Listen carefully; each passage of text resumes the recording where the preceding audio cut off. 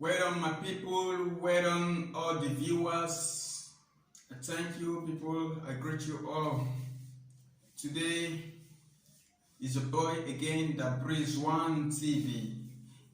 Today we come out to show like the documentary of how Holland, which is Netherlands, is being created. Although we know it's created by God Almighty, and the Dutch people work towards it because they have faced a long time stress battles with other European countries before they gain their self-independent, before they nominate them, and because they work for themselves, they make their land. Because before this Netherlands was swamp water, so due to the fight and the battle that begun, people died, and there are few of the Dutchmen. They are the one who gathered ideas and technology, and they fill the Netherlands and make it a better land. So I'm going to show you the documentary pictures and the videos that I will show you people. Your people will glance through it. So, and once more again, if it is your first time coming to that Breeze One TV to watch, so please kindly subscribe, like, comment and share. Support our channel so that we can grow up. Without you people, we cannot grow up, cannot carry other activities like bringing news, comedy and motivation tips. So I thank you people. If you know you haven't subscribed to this channel, that Breeze One TV, please subscribe. Now I'm going to show you people the video. History of the Netherlands, published December the 9th, 2017. Special characters are denoted as follows: and, left and right parentheses, a bullet point, an M dash. The history of the Netherlands is the history of seafaring people thriving on a lull and river delta on the North Sea in northwestern Europe. Records begin with the 4 centuries during which the region formed a militarized border zone of the Roman Empire. This came under increasing pressure from Germanic peoples moving westwards. As Roman power collapsed and the Middle Ages began, 3 dominant Germanic peoples coalesced in the area: Frisians in the north and coastal areas, Low Saxons in the northeast, and the Franks in the south. During the Middle Ages, the descendants of the Carolingian dynasty came to dominate the area and then extended their rule to a large part of Western Europe. The region of the Netherlands therefore became part of Lower Lotharingia within the Frankish Holy Roman Empire. For several centuries, lordships such as Brabant, Holland, Zeeland, Friesland, Gelders and others held a changing patchwork of territories. There was no unified equivalent of the modern Netherlands. By 1433, the Duke of Burgundy had assumed control over most of the lowlands territories in Lower Lotharingia. He created the Burgundian Netherlands, which included modern Belgium, Luxembourg, and a part of France. The Catholic kings of Spain took strong measures against Protestantism, which polarized the peoples of present-day Belgium and Holland. The subsequent Dutch revolt led to splitting the Burgundian Netherlands into a Catholic French and Dutch-speaking Spanish Netherlands, approximately corresponding to modern Belgium and Luxembourg, and a northern, united provinces, which spoke Dutch and were predominantly Protestant with a Catholic minority. It became the modern Netherlands in the Dutch Golden Age, which had its zenith around 1667. There was a flowering of trade, industry, the arts and the sciences. A rich worldwide Dutch empire developed, and the Dutch East India Company became one of the earliest and most important of national mercantile companies based on. During the 18th century, the power and wealth of the Netherlands declined.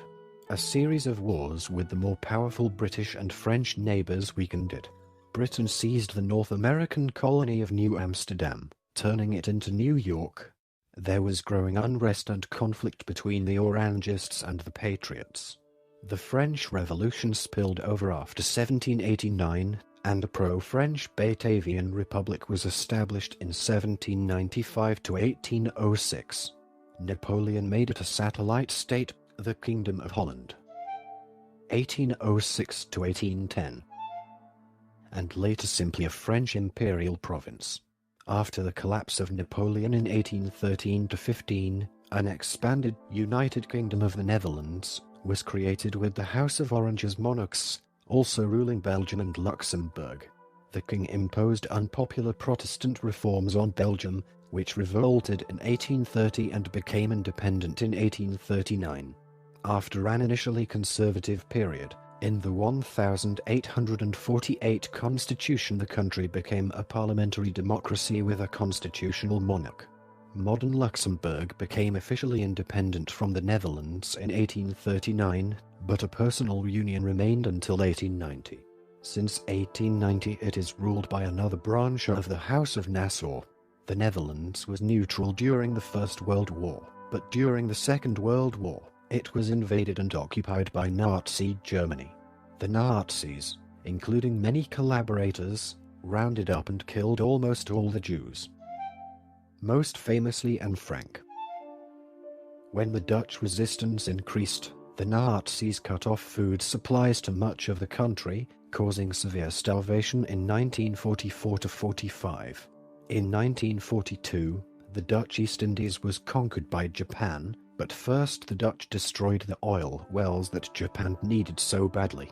Indonesia proclaimed its independence in 1945. Suriname gained independence in 1975.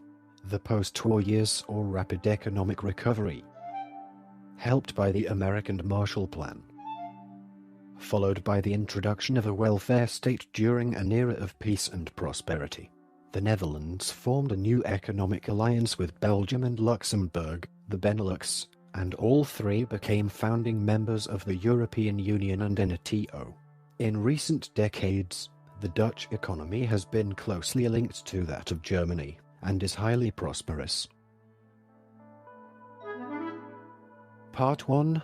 Prehistory. Before 800 BC. Part 1. Prehistory. Chapter 1. Historical changes to the landscape. The prehistory of the area that is now the Netherlands was largely shaped by its constantly shifting, low-lying geography. Element or table removed. Unsuitable for speech. Part 1. Prehistory. Chapter 2. Earliest groups of hunter-gatherers.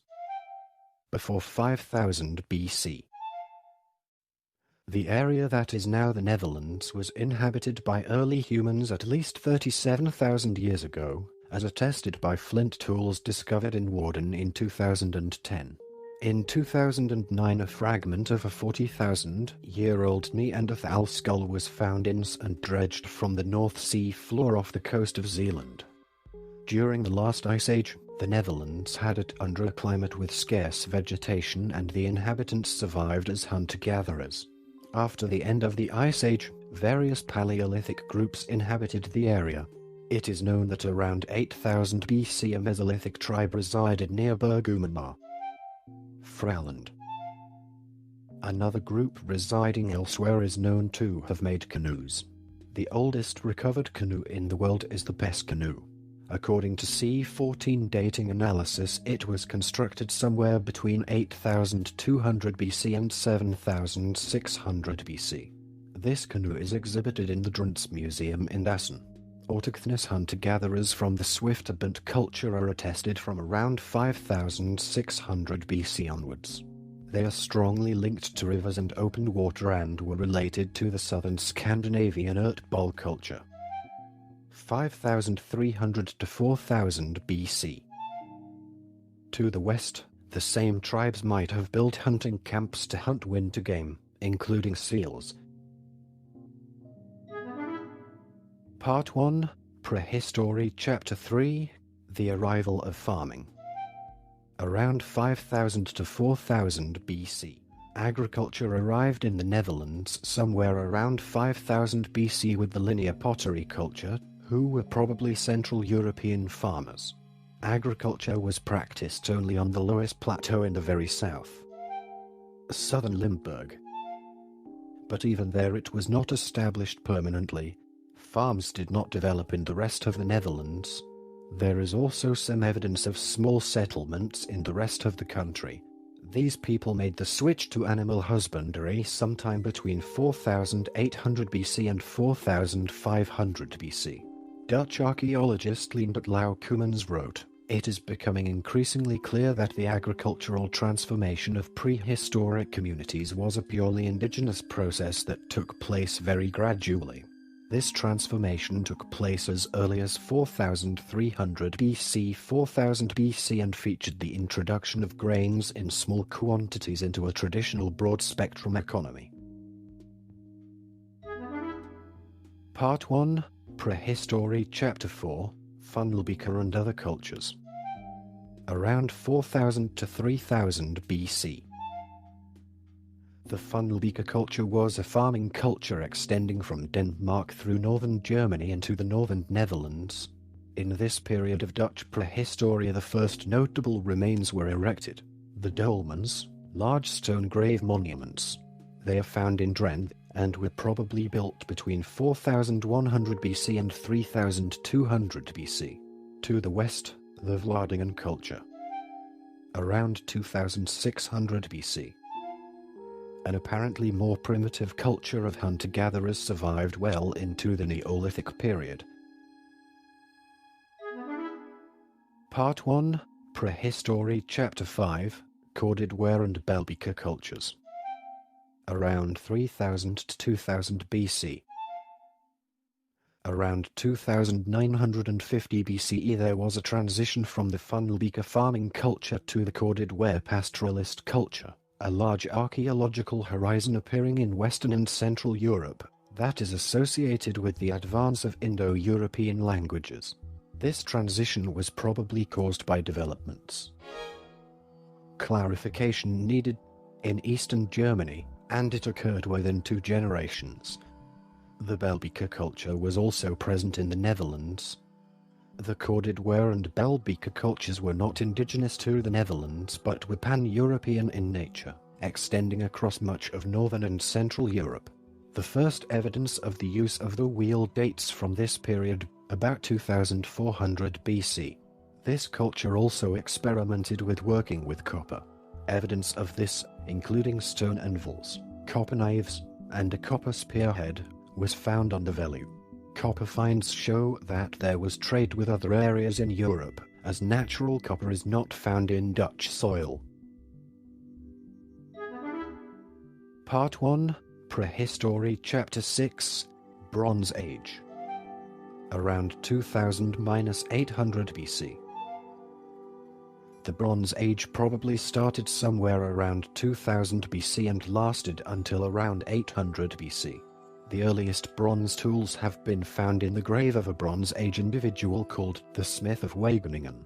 More Bronze Age objects from later periods have been found in Ep, Druin and elsewhere. Broken bronze objects found in Voorschoten were apparently destined for recycling. This indicates how valuable bronze was considered in the Bronze Age. Typical bronze objects from this period included knives, swords, axes, fibulae and bracelets. Most of the Bronze Age objects found in the Netherlands have been found in Drenthe. One item shows that trading networks during this period extended a far distance. Large bronze siculae buckets found in Drenthe were manufactured somewhere in eastern France or in Switzerland. They were used for mixing wine with water, a Roman/Greek custom. The many finds in Drenthe of rare and valuable objects, such as tin bead necklaces, suggest that Drenthe was a trading center in the Netherlands in the Bronze Age. The Belgica cultures.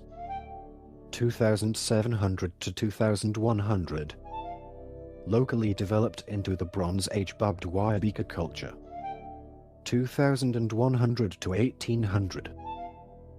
In the second millennium BC, the region was the boundary between the Atlantic and Nordic horizons and was split into a northern and a southern region, roughly divided by the course of the Rhine. In the north, the Elbe culture. c. 1800 to 800 BC. Was a Bronze Age archaeological culture having earthenware pottery of low quality known as Kummerkeramik or Grubkeramik. As a marker, the initial phase was characterized by tumuli, 1800 to 1200 BC. That was strongly tied to contemporary tumuli in northern Germany and Scandinavia, and were apparently related to the tumulus culture. 1600 to 1200 BC.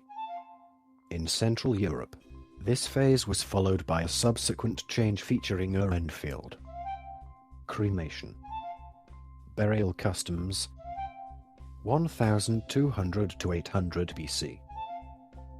The southern region became dominated by the Hilversum culture. 1800 to 800. Which apparently inherited the cultural ties with Britain of the previous Bubdwyabika culture. Part 2. The Pre-Roman period. 800 BC - 58 BC. Part 2. The Pre-Roman period. Chapter 1. Iron Age. The Iron Age brought a measure of prosperity to the people living in the area of the present-day Netherlands. Iron ore was available throughout the country, including bog iron extracted from the ore in peat bogs. More erts. In the north, the natural iron-bearing balls found in the Veluwe and the red iron ore near the rivers in Brabant. Smiths travelled from small settlement to settlement with bronze and iron, fabricating tools on demand, including axes, knives, pins, arrowheads and swords. Some evidence even suggests the making of Damascus steel swords using an advanced method of forging that combined the flexibility of iron with the strength of steel. In Os, a grave dating from around 500 BC was found in a burial mound 52 meters wide, and thus the largest of its kind in Western Europe. Dubbed the King's Grave, Vorstengraaf, Os. It contained extraordinary objects, including an iron sword with an inlay of gold and coral. In the centuries just before the arrival of the Romans, northern areas formerly occupied by the Elbe culture emerged as the probably Germanic Harpstead culture, while the southern parts were influenced by the Hallstatt culture and assimilated into the Celtic Latine culture. The contemporary southern and western migration of Germanic groups and the northern expansion of the Hallstatt culture drew these peoples into each other's sphere of influence.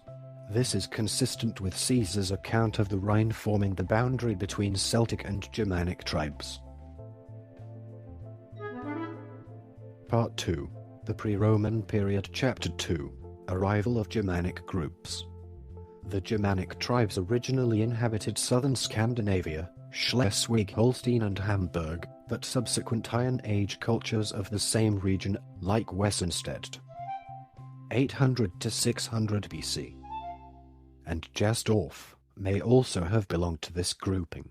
The climate deteriorating in Scandinavia around 850 BC to 760 BC and later and faster around 650 BC might have triggered migrations. Archaeological evidence suggests around 750 BC a relatively uniform Germanic people from the Netherlands to the Vistula and southern Scandinavia. In the west, the newcomers settled the coastal floodplains for the first time, since in adjacent higher grounds the population had increased and the soil had become exhausted. By the time this migration was complete, around 250 BC, a few general cultural and linguistic groupings had emerged. One grouping, labeled the North Sea Germanic, inhabited the northern part of the Netherlands. north of the great rivers, and extending along the North Sea and into Jutland. This group is also sometimes referred to as the Ingvaons. Included in this group are the peoples who would later develop into, among others, the early Frisians and the early Saxons. A second grouping, which scholars subsequently dubbed the Weser Rhine-Germanic, or Rhine-Weser-Germanic, extended along the Middle Rhine and Weser and inhabited the southern part of the Netherlands, south of the great rivers. This group, also sometimes referred to as the Istvaons, consisted of tribes that would eventually develop into the Salian Franks. Part 2. The Pre-Roman Period. Chapter 3. Celts in the South. The Celtic culture had its origins in the Central European Hallstatt culture, c. 800 to 450 BC. Named for the rich grave finds in Hallstatt, Austria, by the later Latin period, c. 450 BC up to the Roman conquest. This Celtic culture had, whether by diffusion or migration, expanded over a wide range, including into the southern area of the Netherlands. This would have been the northern reach of the Gauls. In March 2005, 17 Celtic coins were found in Echt, Limburg. The silver coins, mixed with copper and gold, date from around 50 BC to 20 AD. In October 2008, a hoard of 39 gold coins and 70 silver Celtic coins was found in the Amby area of Maastricht. The gold coins were attributed to the Eberons people. Celtic objects have also been found in the area of Zutphen. Although it is rare for hoards to be found, in past decades loose Celtic coins and other objects have been found throughout the central, eastern and southern part of the Netherlands. According to archaeologists, these finds confirmed that at least the Maas River Valley in the Netherlands was within the influence of the Latin culture. Dutch archaeologists even speculate that Zutphen, which lies in the center of the country, was a Celtic area before the Romans arrived, not a Germanic one at all. Scholars debate the actual extent of the Celtic influence. The Celtic influence and contacts between Gaulish and early Germanic culture along the Rhine is assumed to be the source of a number of Celtic loanwords in Proto-Germanic. Citation needed, but according to Belgian linguist Luc van Dam, toponymic evidence of a former Celtic presence in the Low Countries is near to utterly absent. Although there were Celts in the Netherlands, Iron Age innovations did not involve substantial Celtic intrusions and featured a local development from Bronze Age culture. Part 2. The Pre-Roman Period. Chapter 4. The Nordwest Block Theory. Some scholars, Deliet, Gisling, Hackman, Cossack and Kuhn, have speculated that a separate ethnic identity, neither Germanic nor Celtic, survived in the Netherlands until the Roman period. They see the Netherlands as having been part of an Iron Age Nordwest block stretching from the Somme to the Weser. Their view is that this culture, which had its own language, was being absorbed by the Celts to the south and the Germanic peoples from the east as late as the immediate pre-Roman period. Part 3. Roman Era. 57 BC-410 AD. Part 3. Roman Era. Chapter 1. Native Tribes. During the Gallic Wars, the Belgic area south of the Oude Rijn and west of the Rhine was conquered by Roman forces under Julius Caesar in a series of campaigns from 57 BC to 53 BC. The tribes located in the area of the Netherlands at this time did not leave behind written records, so all the information known about them during this pre-Roman period is based on what the Romans and Greeks wrote about them.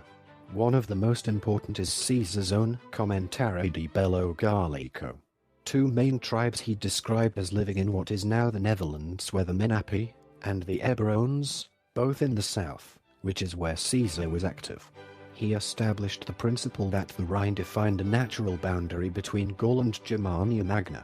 But the Rhine was not a strong border, and he made it clear that there was a part of Belgic Gaul where many of the local tribes, including the Eburones, were Germanicis Hernani, or in other cases, of mixed origin. The Menapi stretched from the south of Zeeland, through North Brabant, and possibly South Holland, into the southeast of Gelderland. In later Roman times their territory seems to have been divided or reduced, so that it became mainly contained in what is now western Belgium. The Eburones, the largest of the Germanicis Hernani group, covered a large area including at least part of modern Dutch Limburg, stretching east to the Rhine in Germany, and also northwest to the Delta, giving them a border with the Menapi. Their territory may have stretched into Gelderland. In the Delta itself, Caesar makes a passing comment about the Insula Batavorum, island of the Batavi, in the Rhine River, without discussing who lived there. Later, in imperial times, a tribe called the Batavi became very important in this region. Much later Tacitus wrote that they had originally been a tribe of the Chatti, a tribe in Germany never mentioned by Caesar.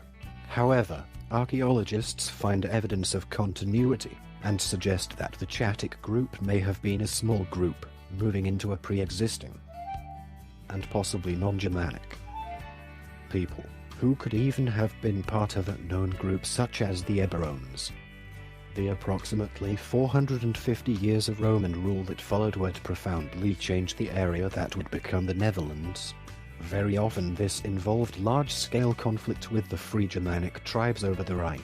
Other tribes who eventually inhabited the islands in the Delta during Roman times are mentioned by Pliny the Elder or the Cananefates in South Holland, the Frisi, covering most of the modern Netherlands north of the Oudrian, the Frisiabones, who apparently stretched from the Delta into the north of North Brabant, the Marsici, who stretched from the Flemish coast into the Delta, and the Sturi. Caesar reported that he eliminated the name of the Eburones, but in their place the Texuanderi inhabited most of North Brabant, and the modern province of Limburg, with the Maas running through it, appears to have been inhabited in imperial times by, from north to south, the Btasi, the Cachualini, the Sanuci and the Tungri. Tacitus reported that the Tungri was a new name for the earlier Germanicis Hernani. North of the Old Rhine, apart from the Frisi, Pliny reports some Shortchi reached into the Delta, and to other tribes known from the eastern Netherlands were the Chahanti, or Tabantes, from Twente in Overijssel, and the Chamavi, from Hameland in northern Gelderland, who became one of the first tribes to be named as Frankish. See below. The Sicilians, also Franks, probably originated in Salland in Overijssel, before they moved into the empire, forced by Saxons in the 4th century, first into Batavia, and then into Toxandria. Part 3, Roman Era Chapter 2, Roman Settlements in the Netherlands. Starting about 15 DC, the Rhine, in the Netherlands came to be defended by the Lower Limes Germanicus. After a series of military actions, the Rhine became fixed around 12 AD as Rome's northern frontier on the European mainland. A number of towns and developments would arise along this line. The area to the south would be integrated into the Roman Empire. At first part of Gallia Belgica, this area became part of the province of Germania Inferior.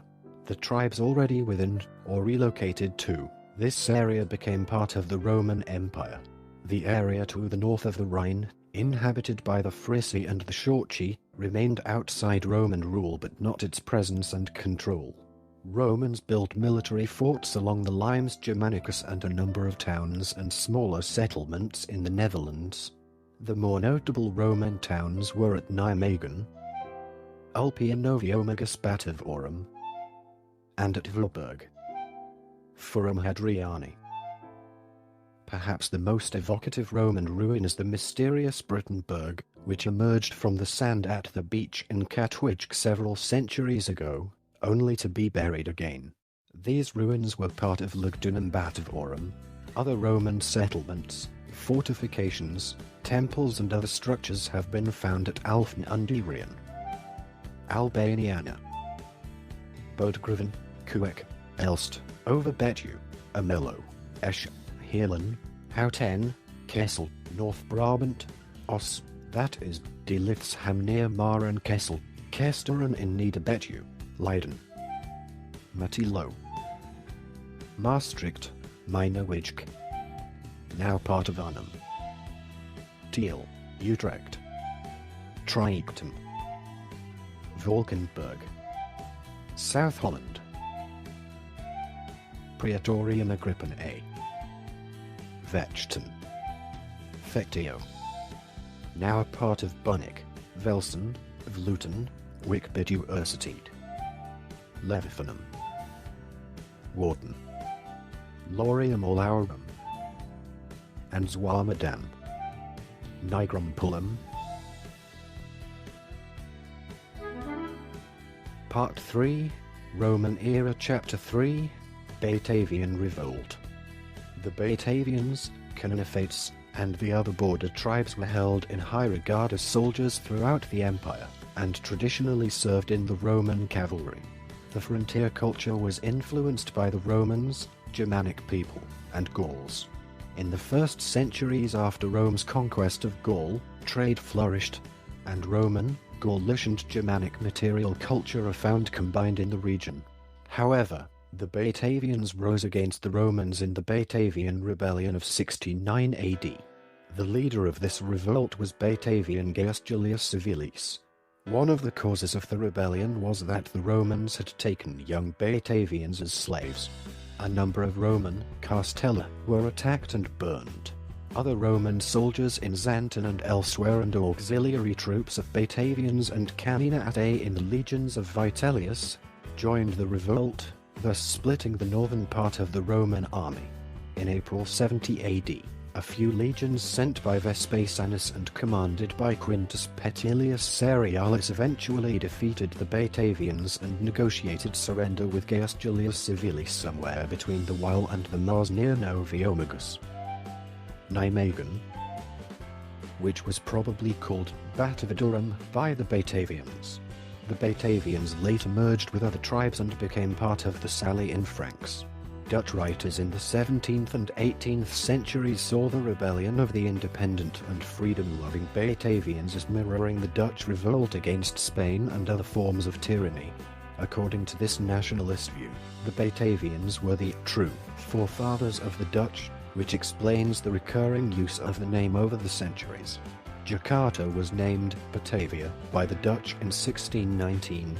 The Dutch Republic, created in 1795 on the basis of French revolutionary principles, was called the Batavian Republic. Even today, Batavian is a term sometimes used to describe the Dutch people. This is similar to use of Gallic to describe the French and Teutonic to describe the Germans. Part 3, Roman Era Chapter 4, Emergence of the Franks.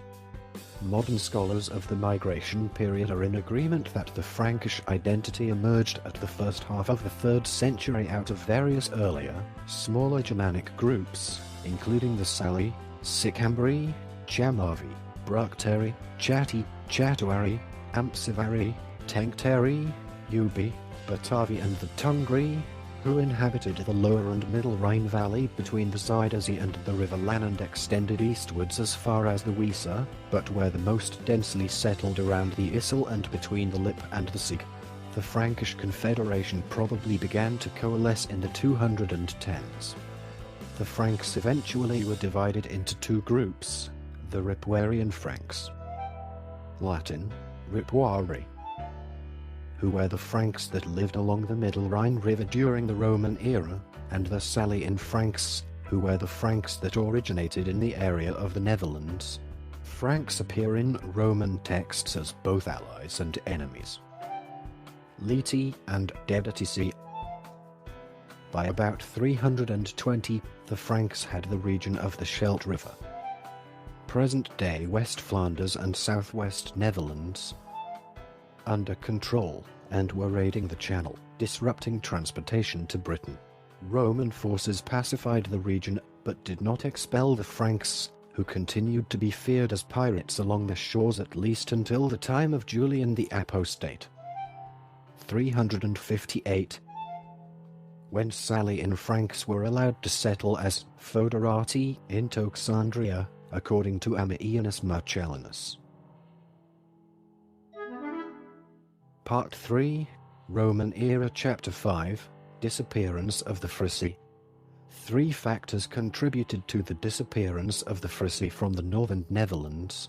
First, according to the Panegyrici Latini, manuscript v. the Secondii, the ancient Frisi were forced to resettle within Roman territory as Leti, that is, Roman era serfs, in c. 296. This is the last reference to the ancient Frisi in the historical record. What happened to them, however, is suggested in the archaeological record. The discovery of a type of earthenware unique to 4th century Frisia, called Terptritsum, shows that an unknown number of them were resettled in Flanders and Kent, likely as Leti under Roman coercion. Second, the environment in the low-lying coastal regions of northwestern Europe began to low c. 250 and gradually receded over the next 200 years. Tectonic subsidence, a rising water table and storm surges combined to flood some areas with marine transgressions. This was accelerated by a shift to a cooler, wetter climate in the region. If there had been any Frisi left in Frisia, they would have drowned. Third, after the collapse of the Roman Empire, there was a decline in population as Roman activity stopped and Roman institutions withdrew. As a result of these 3 factors, the Frisi and Frisia Vomes disappeared from the area. The coastal lands remained largely unpopulated for the next 2 centuries. Part 4, Early Middle Ages. For 111000. Part 4, Early Middle Ages, Chapter 1, Frisians. As climatic conditions improved, there was another mass migration of Germanic peoples into the area from the east. This is known as the Migration Period. Volksverhuizingen. The northern Netherlands received an influx of new migrants and settlers, mostly Saxons, but also Angles and Jutes. Many of these migrants did not stay in the northern Netherlands but moved on to England and are known today as the Anglo-Saxons. The newcomers that stayed in the northern Netherlands would eventually be referred to as Frisians, although they were not descended from the ancient Frisi. These new Frisians settled in the northern Netherlands and would become the ancestors of the modern Frisians. Because the early Frisians and Anglo-Saxons were formed from largely identical tribal confederacies, their respective languages were very similar. Old Frisian is the most closely related language to Old English, and the modern Frisian dialects are in turn the closest related languages to contemporary English. By the end of the 6th century, the Frisian territory in the northern Netherlands had expanded west to the North Sea coast and, by the 7th century, south to Dorestad. During this period most of the northern Netherlands was known as Frisia. This extended Frisian territory is sometimes referred to as Frisia Magna or Greater Frisia. In the 7th and 8th centuries, the Frankish chronologies mention this area as the Kingdom of the Frisians. This kingdom comprised the coastal provinces of the Netherlands and the German North Sea coast. During this time, the Frisian language was spoken along the entire southern North Sea coast. The 7th century Frisian kingdom, 650 to 734, under King Aldegisel and King Redbad, had its centre of power in Utrecht. Dorestad was the largest settlement. Emporia. In northwestern Europe, it had grown around a former Roman fortress. It was a large, flourishing trading place, 3 kilometers long and situated where the rivers Rhine and Lech diverge southeast of Utrecht near the modern town of Wick-bid-Uersted. Although inland, It was a North Sea trading center that primarily handled goods from the Middle Rhineland. Wine was among the major products traded at Dorestad, likely from vineyards south of Mainz. It was also widely known because of its mint.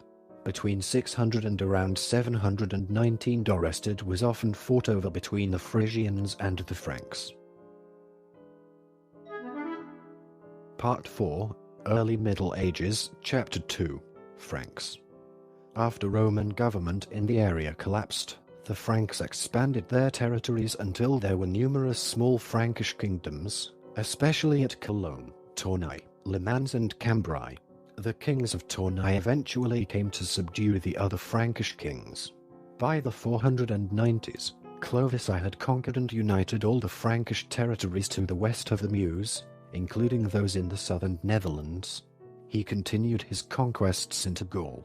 After the death of Clovis I in 511, his 4 sons partitioned his kingdom amongst themselves, with Todoric I receiving the lands that were to become Austrasia, including the southern Netherlands. A line of kings descended from Todoric ruled Austrasia until 555, when it was united with the other Frankish kingdoms of Cloth or I, who inherited all the Frankish realms by 558. He redivided the Frankish territory amongst his 4 sons, but the 4 kingdoms coalesced into 3 on the death of Churubut I in 567. Austrasia, including the southern Netherlands, was given to Sigebert I. The southern Netherlands remained the northern part of Austrasia until the rise of the Carolingians. The Franks who expanded south into Gaul settled there and eventually adopted the Vulg-Latin of the local population. However, a Germanic language was spoken as a second tongue by public officials in Western Austrasia and Neustria as late as the 850s. It completely disappeared as a spoken language from these regions during the 10th century. During this expansion to the south, many Frankish people remained in the north. That is, southern Netherlands, Flanders and a small part of northern France. A widening cultural divide grew between the Franks remaining in the north and the rulers far to the south in what is now France. Salian Franks continued to reside in their original homeland and the area directly to the south and to speak their original language, Old Frankish, which by the 9th century had evolved into Old Dutch. A Dutch-French language boundary came into existence, but this was originally south of where it is today. In the Maas and Rhine areas of the Netherlands, the Franks had political and trading centers, especially at Nijmegen and Maastricht. These Franks remained in contact with the Frisians to the north, especially in places like Dorestad and Utrecht. Part 4, Early Middle Ages, Chapter 3, Modern Doubts about the traditional Frisian, Frank and Saxon distinction. In the late 19th century, Dutch historians believed that the Franks, Frisians, and Saxons were the original ancestors of the Dutch people. Some went further by ascribing certain attributes, values and strengths to these various groups and proposing that they reflected 19th century nationalist and religious views. In particular, it was believed that this theory explained why Belgium and the southern Netherlands, that is, the Franks, had become Catholic and the northern Netherlands, Frisians and Saxons, had become Protestant. The success of this theory was partly due to anthropological theories based on a tribal paradigm, being politically and geographically inclusive, and yet accounting for diversity. This theory was in accordance with the need for nation building and integration during the 1890 to 1914 period. The theory was taught in Dutch schools. However, the disadvantages of this historical interpretation became apparent. This tribal-based theory suggested that external borders were weak or non-existent and that there were clear-cut internal borders. This origins myth provided an historical premise, especially during the Second World War, for regional separatism and annexation to Germany. After 1945, the tribal paradigm lost its appeal for anthropological scholars and historians. When the accuracy of the three-tribe theme was fundamentally questioned, the theory fell out of favor. Modern genetics, however, seems to show that this opposition to the three-tribe theme had more to do with anti-racist ideology than with actual science. Better source needed. Due to the scarcity of written sources, knowledge of this period depends to a large degree on the interpretation of archaeological data. The traditional view of a clear-cut division between Frisians in the north and coast, Franks in the south and Saxons in the east has proven historically problematic.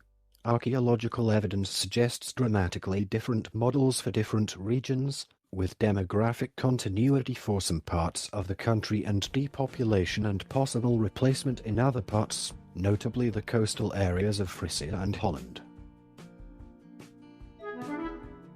Part 4, Early Middle Ages, Chapter 4, The Emergence of the Dutch Language.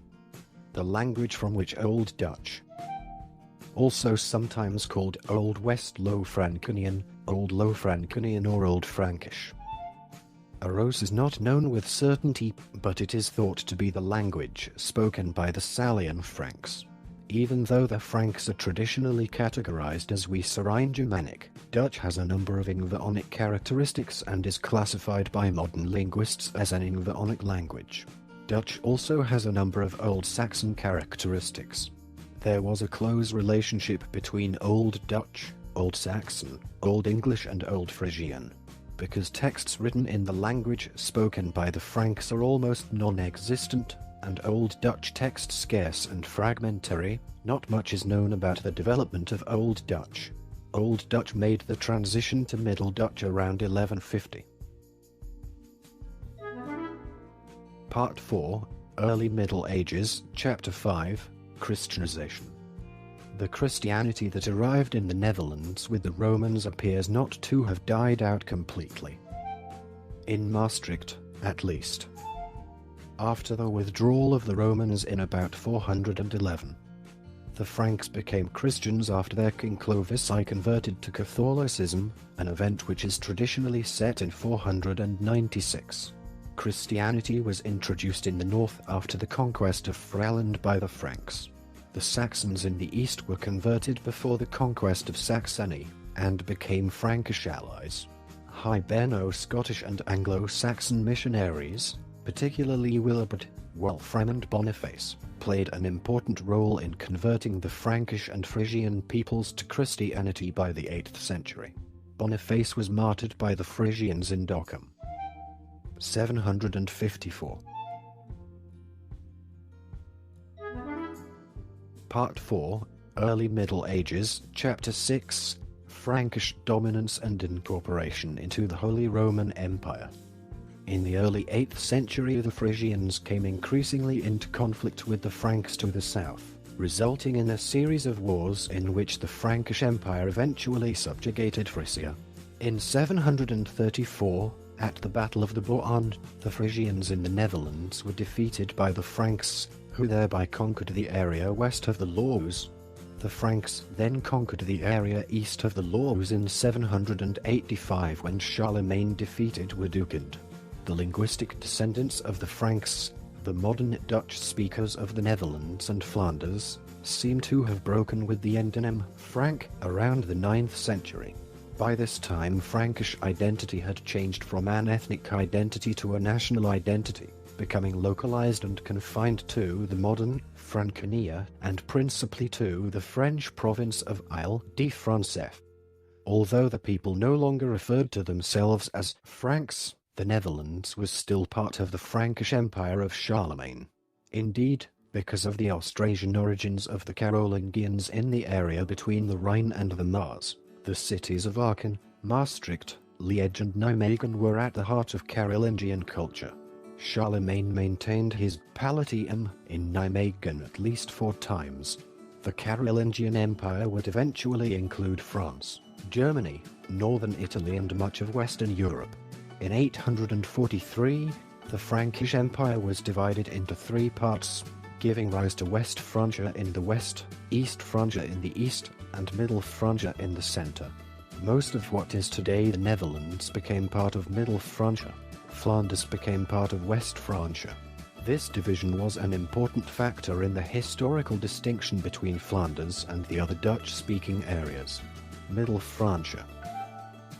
In Latin, Francia Media was an ephemeral Frankish kingdom that had no historical or ethnic identity to bind its varied peoples.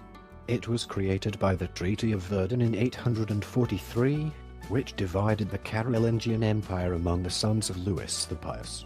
Situated between the realms of East and West Francia, Middle Francia comprised the Frankish territory between the rivers Rhine and Scheldt, the Frisian coast of the North Sea, the former Kingdom of Burgundy. Except for a western portion, later known as Bourgogne, Provence and the Kingdom of Italy. Middle Francia fell to Lotharii, the eldest son and successor of Louis the Pious, after an intermittent civil war with his younger brothers Louis the German and Charles the Bold. In acknowledgement of Lothaire's imperial title, Middle Francia contained the imperial cities of Aachen, the residence of Charlemagne, as well as Rome. In 855, on his deathbed at Prom Abbey, Emperor Lothairi again partitioned his realm amongst his sons. Most of the lands north of the Alps, including the Netherlands, passed to Lothair II and consecutively were named Lotharingia. After Lothair II died in 869, Lotharingia was partitioned by his uncles Louis the German and Charles the Bold in the Treaty of Meissen in 870, although some of the Netherlands had come under Viking control. In 870 it technically became part of East Francia, which became the Holy Roman Empire in 962. Part 4, Early Middle Ages, Chapter 7, Viking Raids. In the 9th and 10th centuries, the Vikings raided the largely defenseless Frisian and Frankish towns lying on the coast and along the rivers of the Low Countries. Although Vikings never settled in large numbers in those areas, they did set up long-term bases and were even acknowledged as lords in a few cases. In Dutch and Frisian historical tradition, the trading centre of Dordrecht declined after Viking raids from 834 to 863.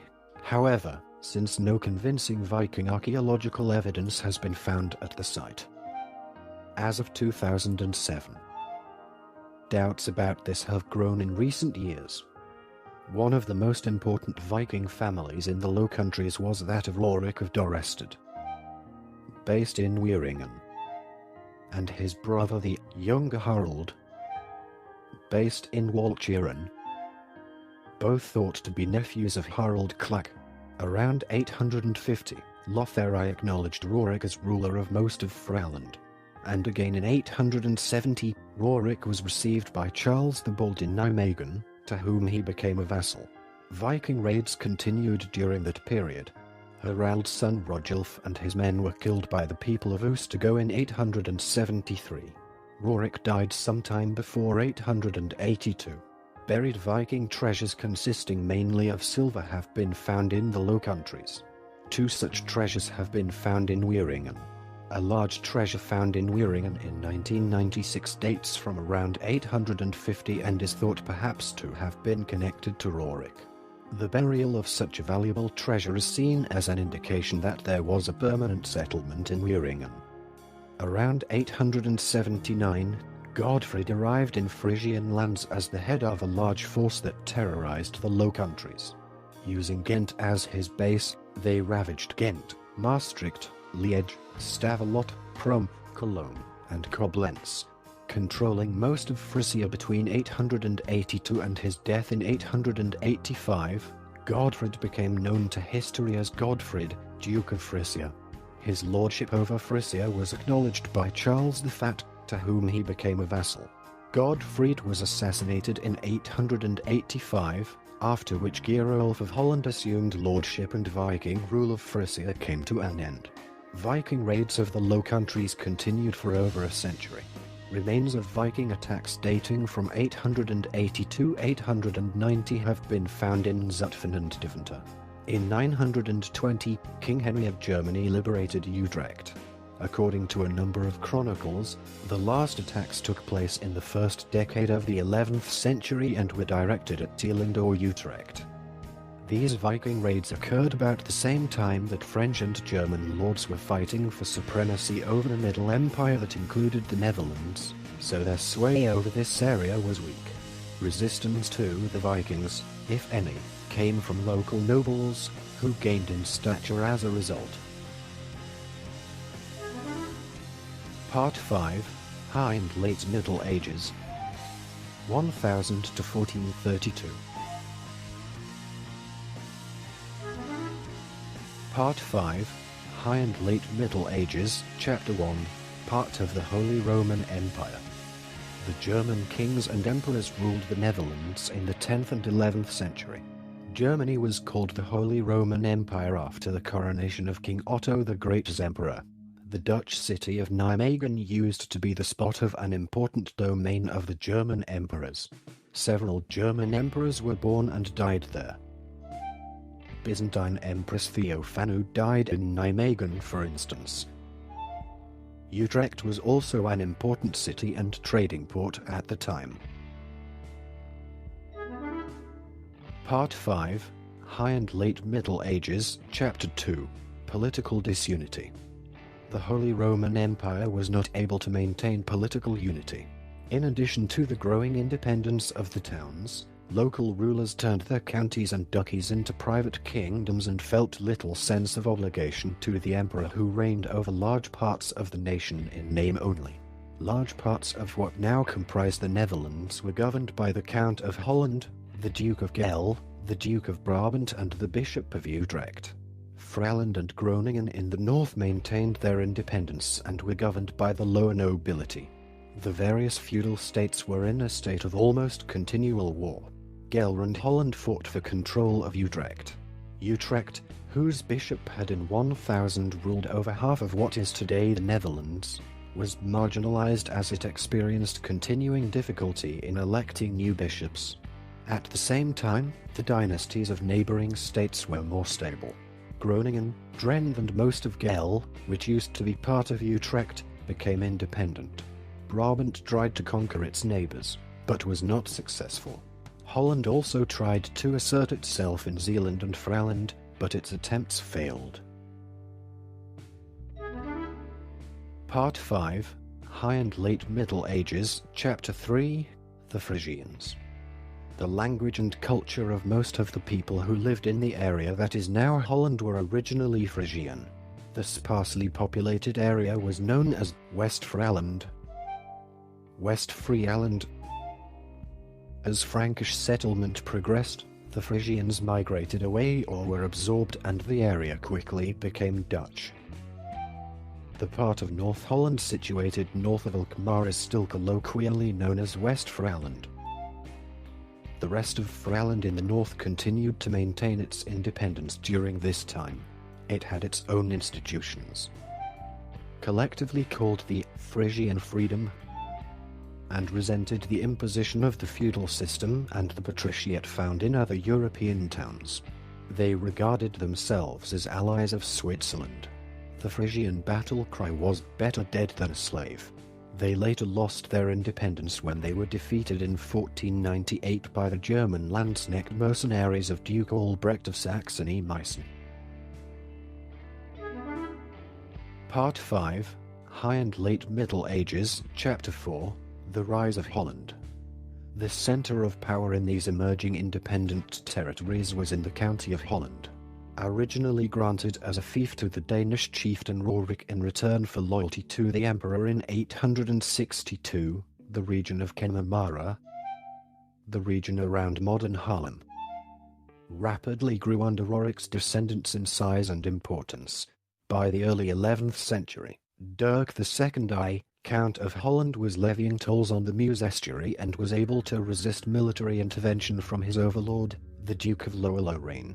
In 1083, the name Holland first appears in a deed referring to a region corresponding more or less to the current province of South Holland and the southern half of what is now North Holland.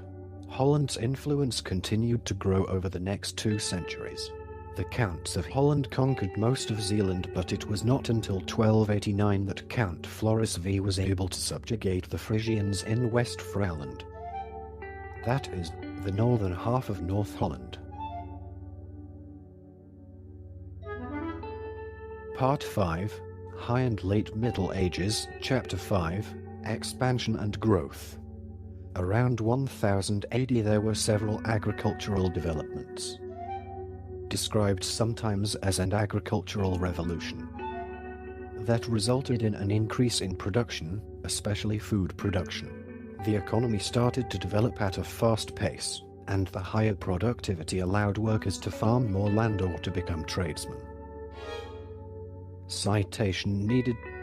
Much of the western Netherlands was barely inhabited between the end of the Roman period until around 1100 AD, when farmers from Flanders and Utrecht began purchasing the swampy land, draining it and cultivating it.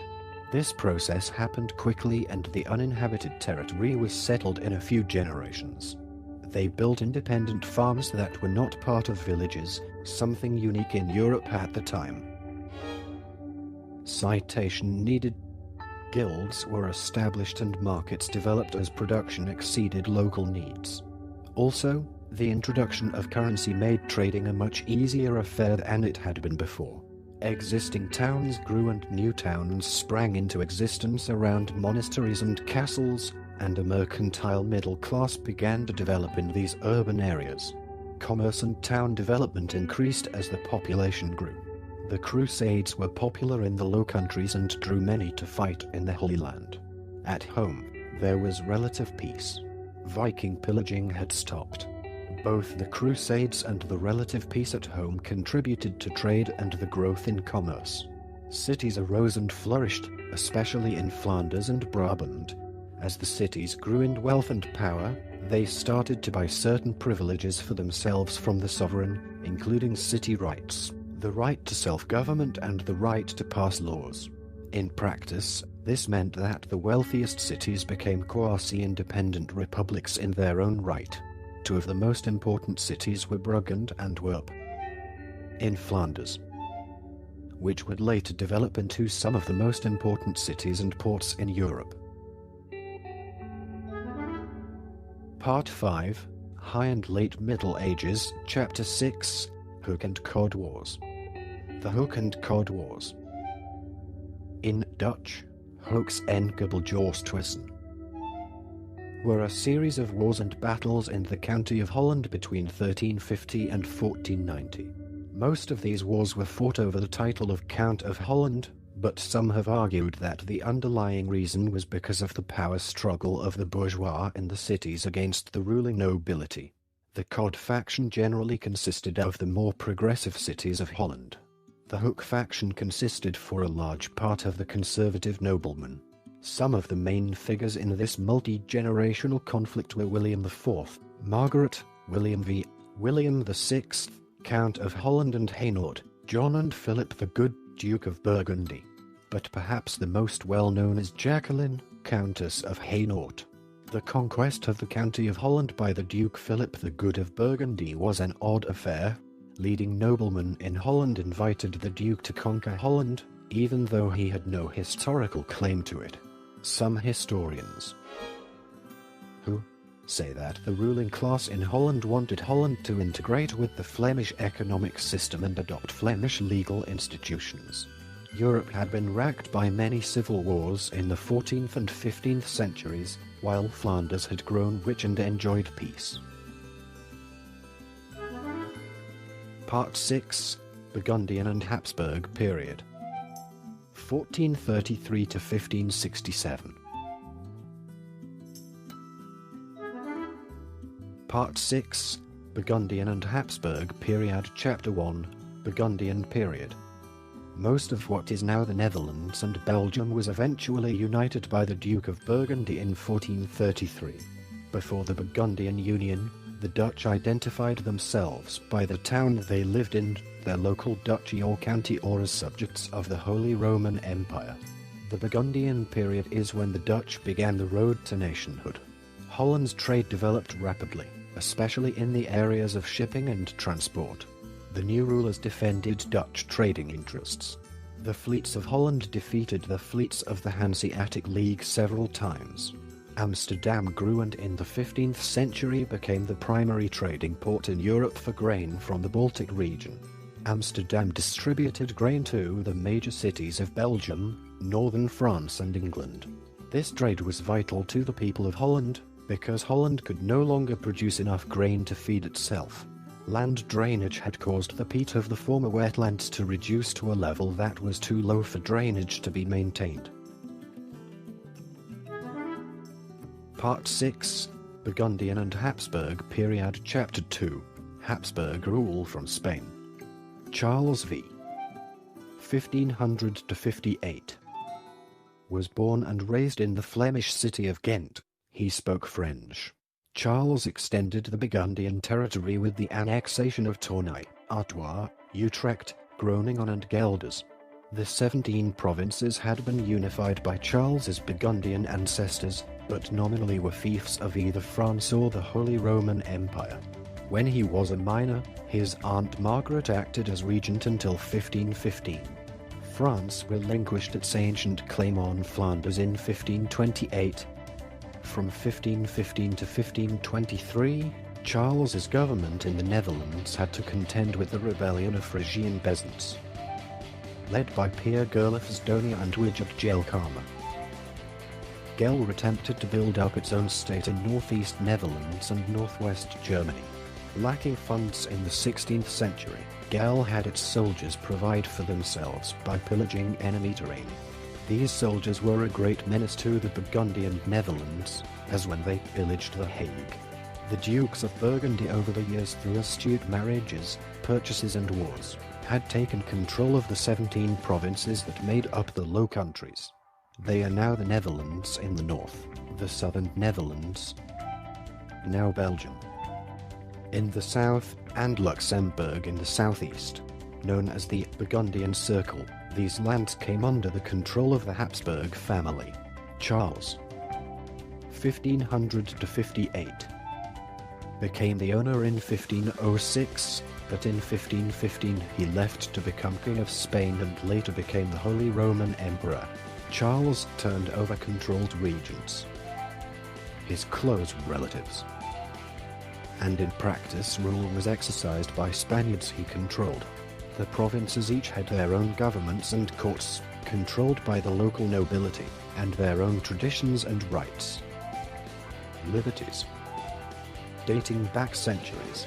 Likewise, the numerous cities had their own legal rights and local governments, usually controlled by the merchants. On top of this, the Spanish had imposed an overall government, the Estates General of the Netherlands, with its own officials and courts.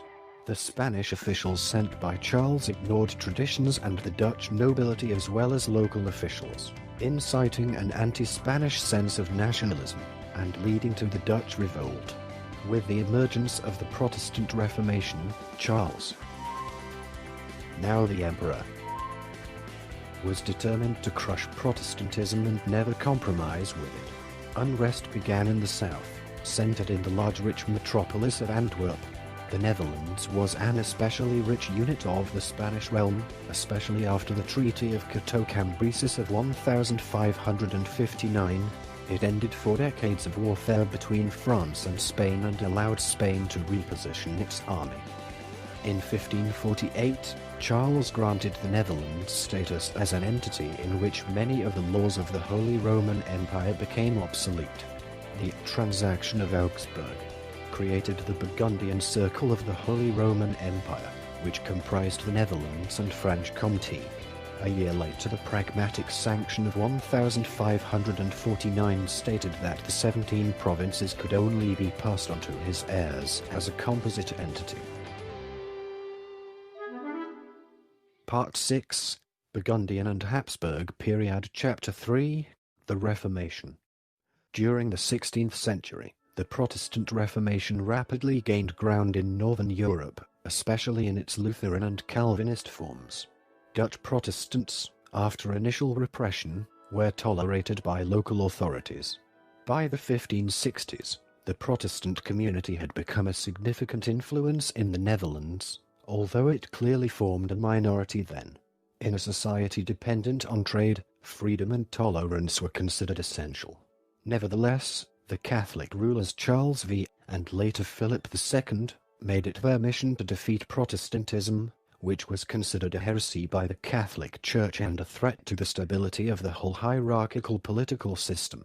On the other hand, the intensely moralistic Dutch Protestants insisted their biblical theology, sincere piety and humble lifestyle was morally superior to the luxurious habits and superficial religiosity of the ecclesiastical nobility. The rulers' harsh punitive measures led to increasing grievances in the Netherlands, where the local governments had embarked on a course of peaceful coexistence. In the second half of the century, the situation escalated. Philip sent troops to crush the rebellion and make the Netherlands once more a Catholic region. In the first wave of the Reformation, Lutheranism won over the elites in Antwerp and the south. The Spanish successfully suppressed it there, and Lutheranism only flourished in East Friesland. The second wave of the Reformation came in the form of Anabaptism, that was popular among ordinary farmers in Holland and Friesland. Anabaptists were socially very radical and equalitarian. They believed that the apocalypse was very near. They refused to live the old way and began new communities, creating considerable chaos. A prominent Dutch Anabaptist was Menno Simons, who initiated the Mennonite Church. The movement was allowed in the north, but never grew to a large scale.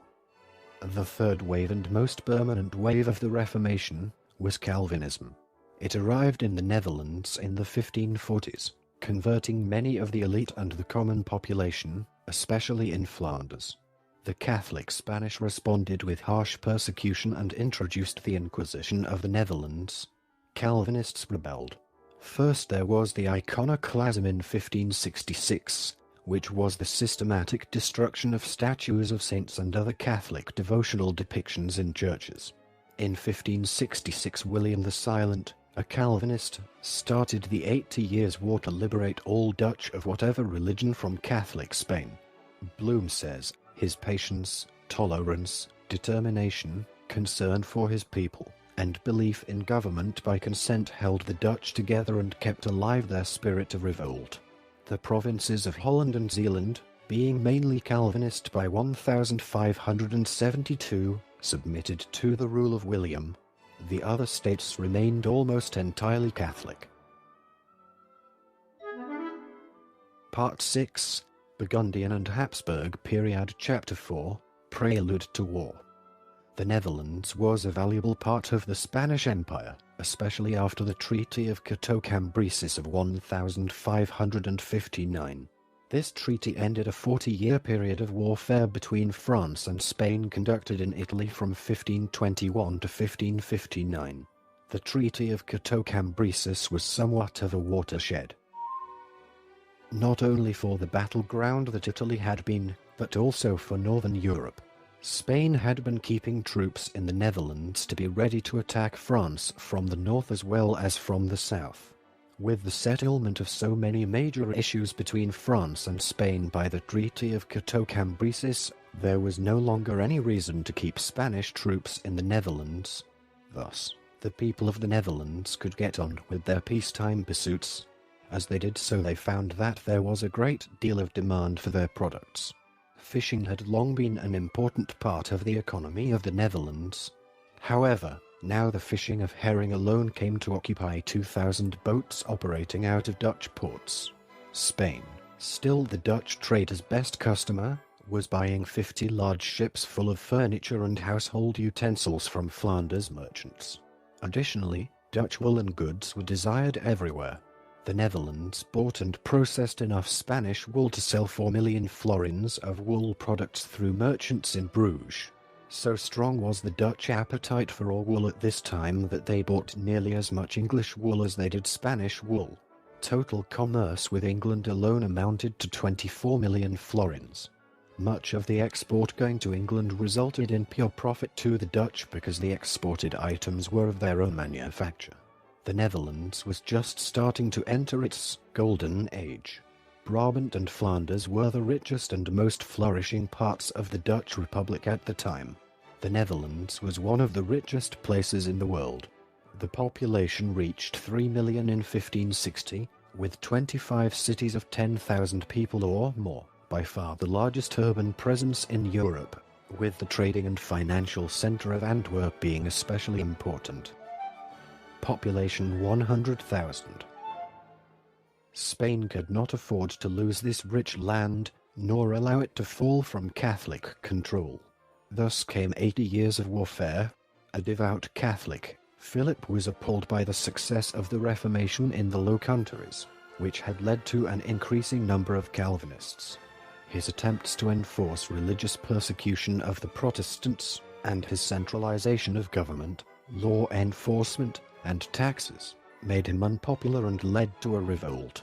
Fernando Alvarez de Toledo, Duke of Alba, was sent with a Spanish army to punish the unruly Dutch in 1567. The only opposition the Duke of Alba faced in his march across the Netherlands were the nobles, Lamoral, Count of Egmont, Felipe de Montmorency, Count of Horn and others. With the approach of Alba and the Spanish army, William the Silent of Orange fled to Germany with his 3 brothers and his whole family on the 11th of April 1567. The Duke of Alba sought to meet and negotiate with the nobles that now faced him with armies. However, when the nobles arrived in Brussels they were all arrested and Egmont and Horn were executed.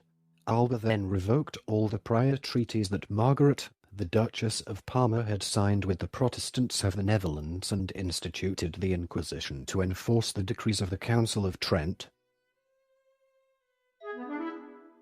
Part 7. The 80 Years' War. 1568 to 1648. The Dutch War for Independence from Spain is frequently called the 80 Years' War. 1568 to 1648. The first 50 years, 1568 through 1618, were uniquely a war between Spain and the Netherlands. During the last 30 years, 1618 to 1648, the conflict between Spain and the Netherlands was submerged in the general European war that became known as the 30 Years' War. The 7 rebellious provinces of the Netherlands were eventually united by the Union of Utrecht in 1579 and formed the Republic of the 7 United Netherlands, also known as the United Provinces. The Act of Abjuration or Plaquet van Verlating was signed on the 26th of July 1581 and was the formal declaration of independence of the northern Low Countries from the Spanish king, William of Orange. Slot Dillenburg, the 24th of April 1533, Delft, the 10th of July 1584. The founder of the Dutch royal family led the Dutch during the first part of the war, following the death of Egmont and Horn in 1568. The very first years were a success for the Spanish troops. However, the Dutch countered subsequent sieges in Holland. At several points the Spanish soldiers committed massacres known as Spanish Fury. The most famous Spanish Fury was the sack of Antwerp in 1576, killing 10,000. In a war composed mostly of sieges rather than battles, Governor-General Alexander Farnese proved his mettle. His strategy was to offer generous terms for the surrender of a city. There would be no more Spanish Furies, massacres, or looting. Historic urban privileges were retained. There was a full pardon and amnesty. Return to the Catholic Church would be gradual. The conservative Catholics in the south and east supported the Spanish. Farnese recaptured Antwerp and nearly all of what became Belgium. Most of the Dutch-speaking territory in the Netherlands was taken from Spain, but not in Flanders, which to this day remains part of Belgium. Flanders was the most radical anti-Spanish territory. Many Flemish fled to Holland, among them half of the population of Antwerp, 3/4 of Bruges and Ghent, and the entire population of Niepoort, Dunkirk and countryside. His successful campaign gave the Catholics control of the lower half of the Low Countries, and was part of the Catholic Counter-Reformation. The war dragged on for another half-century, but the main fighting was over. The Peace of Westphalia, signed in 1648, confirmed the independence of the United Provinces from Spain. The Dutch people started to develop national identity since the 15th century, but they officially remained a part of the Holy Roman Empire until 1648. National identity was mainly formed by the province people came from. Holland was the most important province by far. The Republic of the Seven Provinces came to be known as Holland across Europe. The Catholics in the Netherlands were an outlawed minority that had been suppressed by the Calvinists. After 1572, however, they made a striking comeback. Also as part of the Catholic Counter-Reformation, setting up seminaries, reforming their church, and sending missionaries into Protestant districts. Laity often took the lead. The Calvinist government often arrested or harassed priests who seemed too effective. Catholic numbers stabilized at about a third of the population in the Netherlands. They were strongest in the southeast. Part 8. Golden Age. During the 80 Years' War, the Dutch provinces became the most important trading center of northern Europe, replacing Flanders in this respect. During the Golden Age, there was a great flowering of trade, industry, the arts and the sciences in the Netherlands. In the 17th and 18th centuries, the Dutch were arguably the most economically wealthy and scientifically advanced of all European nations. This new, officially Calvinist nation flourished culturally and economically, creating what historian Simon Schama has called an embarrassment of riches. Speculation in the tulip trade led to a first stock market crash in 1637, but the economic crisis was soon overcome. Due to these developments, the 17th century has been dubbed the Golden Age of the Netherlands. The invention of the sawmill enabled the construction of a massive fleet of ships for worldwide trading and for defense of the Republic's economic interests by military means. National industries such as shipyards and sugar refineries expanded as well. The Dutch, traditionally able seafarers and keen map makers, obtained an increasingly dominant position in world trade, a position which before had been occupied by the Portuguese and Spaniards. In 1602, the Dutch East India Company, Dutch, Verenigd Oost-Indisch Company, or VOC, was founded. It was the first ever multinational corporation, financed by shares that established the first modern stock exchange. It became the world's largest commercial enterprise of the 17th century. To finance the growing trade within the region, the Bank of Amsterdam was established in 1609, the precursor to, if not the first true central bank. Dutch ships hunted whales off Svalbard, traded spices in India and Indonesia via the Dutch East India Company, and founded colonies in New Amsterdam, now New York, South Africa and the West Indies. In addition, some Portuguese colonies were conquered, namely in northeastern Brazil, Angola, Indonesia and Ceylon. In 1640 by the Dutch East India Company began a trade monopoly with Japan through the trading post on Dejima. The Dutch also dominated trade between European countries. The Low Countries were favorably positioned on a crossing of east-west and north-south trade routes and connected to a large German hinterland and through the Rhine River. Dutch traders shipped wine from France and Portugal to the Baltic lands and returned with grain destined for countries around the Mediterranean Sea. By the 1680s, an average of nearly 1,000 Dutch ships entered the Baltic Sea each year. The Dutch were able to gain control of much of the trade with the nascent English colonies in North America, and following the end of war with Spain in 1648, Dutch trade with that country also flourished. Renaissance humanism, of which Desiderius Erasmus c.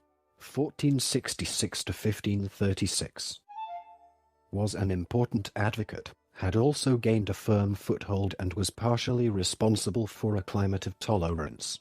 Overall, levels of tolerance were sufficiently high to attract religious refugees from other countries, notably Jewish merchants from Portugal who brought much wealth with them.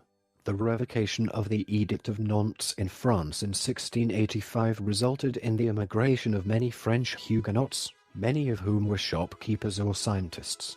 Still, tolerance had its limits, as philosopher Baruch de Spinoza, 1632 to 1677, would find out. Due to its climate of intellectual tolerance, the Dutch Republic attracted scientists and other thinkers from all over Europe, especially the renowned University of Leiden. Established in 1575 by the Dutch stadtholder William of Orange, as a token of gratitude for Leiden's fierce resistance against Spain during the 80 Years' War, became a gathering place for these people. For instance, French philosopher René Descartes lived in Leiden from 1628 until 1649. Dutch lawyers were famous for their knowledge of international law of the sea and commercial law. Hugo Grotius, 1583 to 1645, played a leading part in the foundation of international law. Again, due to the Dutch climate of tolerance, book publishers flourished. Many books about religion, philosophy and science that might have been deemed controversial abroad were printed in the Netherlands and secretly exported to other countries. Thus, during the 17th century, the Dutch Republic became more and more Europe's publishing house. Christian Huygens, 1629 to 1695, was a famous astronomer, physicist and mathematician. He invented the pendulum clock, which was a major step forward towards exact timekeeping. He contributed to the fields of optics. The most famous Dutch scientist in the area of optics is certainly Anton van Leeuwenhoek, who invented or greatly improved the microscope.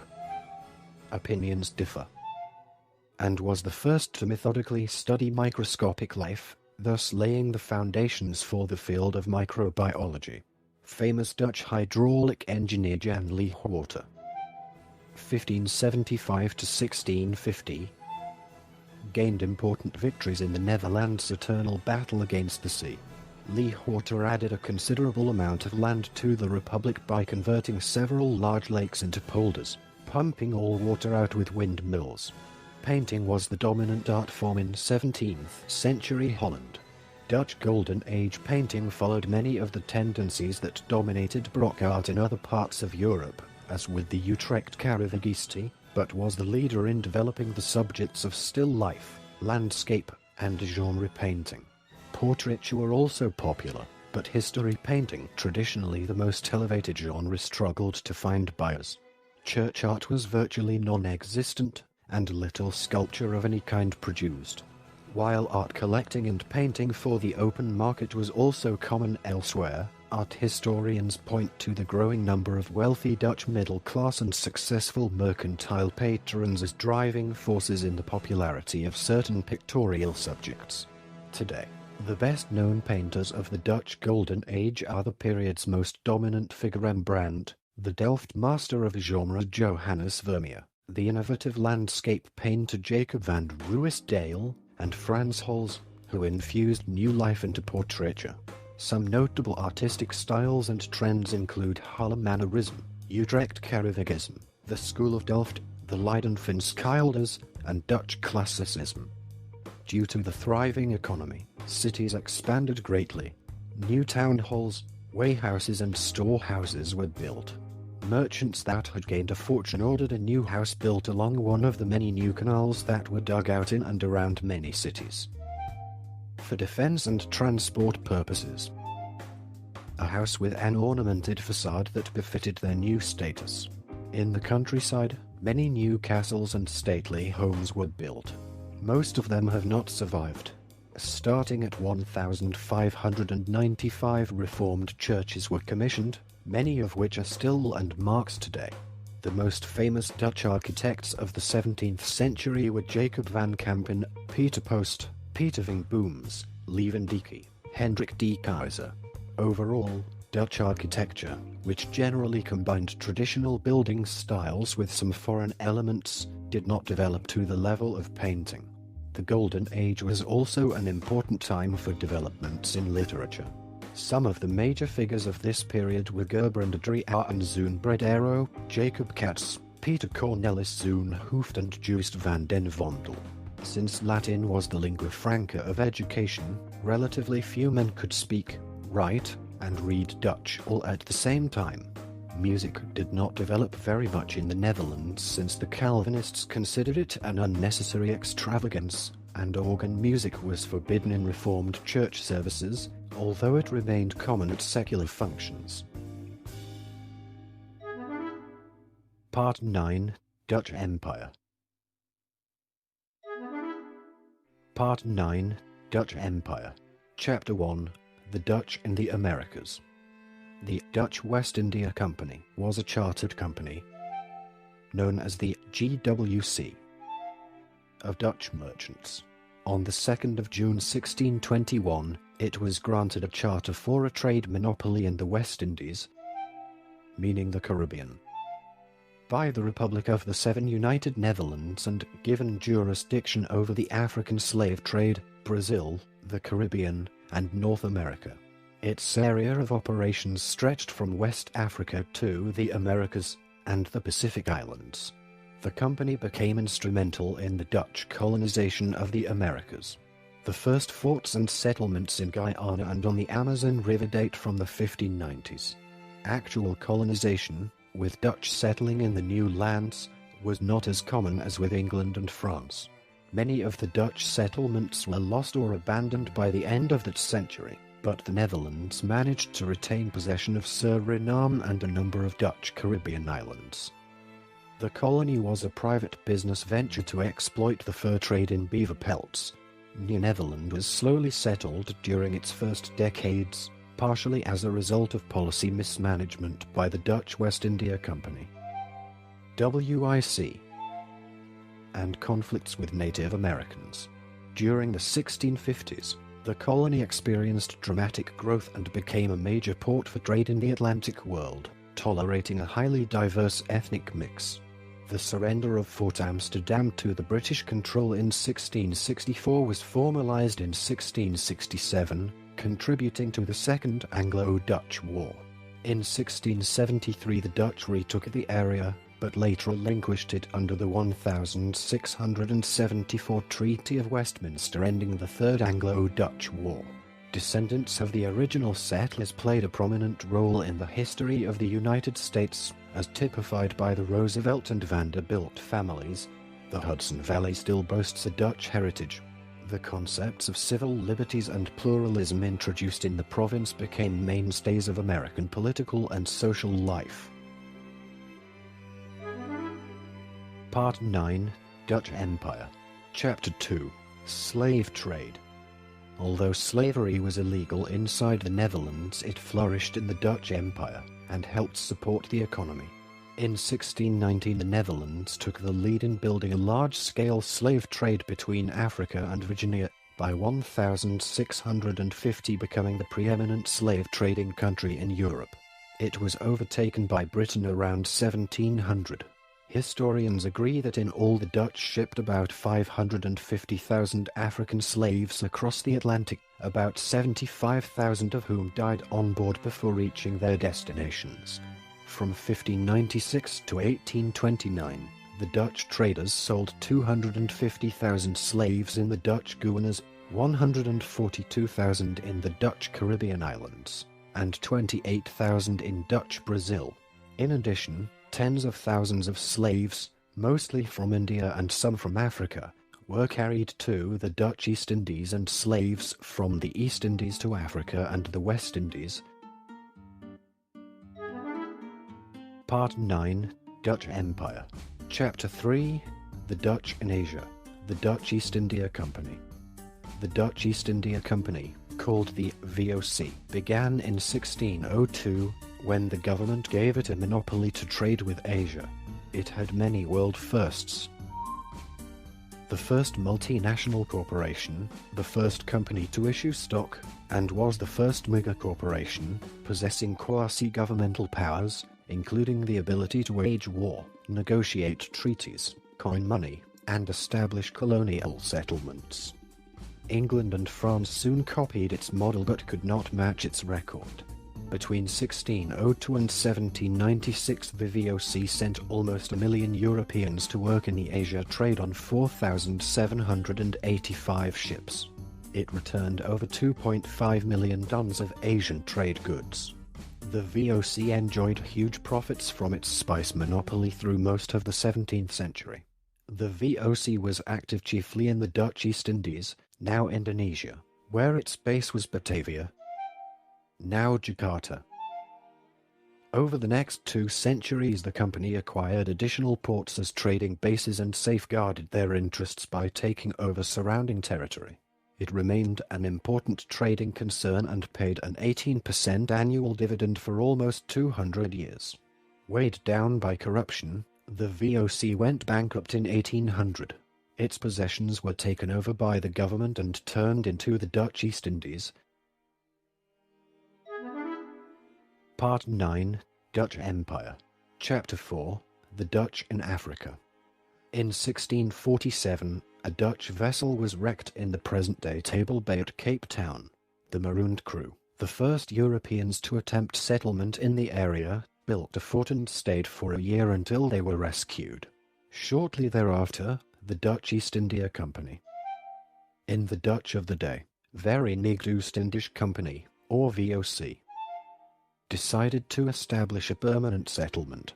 The VOC, one of the major European trading houses sailing the spice route to East Asia, had no intention of colonizing the area, instead wanting only to establish a secure base camp where passing ships could shelter, and where hungry sailors could stock up on fresh supplies of meat, fruit, and vegetables. To this end, a small VOC expedition under the command of Jan van Riebeeck reached Table Bay on the 6th of April 1652. To remedy a labor shortage, the VOC released a small number of VOC employees from their contracts and permitted them to establish farms with which they would supply the VOC settlement from their harvests. This arrangement proved highly successful, producing abundant supplies of fruit, vegetables, wheat, and wine. They also later raised livestock. The small initial group of free burghers, as these farmers were known, steadily increased in number and began to expand their farms further north and east. The majority of burghers had Dutch ancestry and belonged to the Calvinist Reformed Church of the Netherlands, but there were also numerous Germans as well as some Scandinavians. In 1688 the Dutch and the Germans were joined by French Huguenots, also Calvinists, who were fleeing religious persecution in France under King Louis IV. The Huguenots in South Africa were absorbed into the Dutch population, but they played a prominent role in South Africa's history. From the beginning, the VOC used the Cape as a place to supply ships traveling between the Netherlands and the Dutch East Indies. There was a close association between the Cape and these Dutch possessions in the Far East. Van Riebeeck and the VOC began to import large numbers of slaves, primarily from Madagascar and Indonesia. These slaves often married Dutch settlers, and their descendants became known as the Cape Coloreds and the Cape Malays. During the 18th century, the Dutch settlement in the area of the Cape grew and prospered. By the late 1700s, the Cape Colony was one of the best developed European settlements outside Europe or the Americas. The two bases of the Cape Colony's economy for almost the entirety of its history were shipping and agriculture. Its strategic position meant that almost every ship sailing between Europe and Asia stopped off at the colony's capital, Cape Town. The supplying of these ships with fresh provisions, fruit, and wine provided a very large market for the surplus produce of the colony. Some free burghers continued to expand into the rugged hinterlands of the north and east. Many began to take up a semi-nomadic pastoralist lifestyle, in some ways not far removed from that of the Khoikhoi they had displaced. In addition to its herds, a family might have a wagon, a tent, a Bible, and a few guns.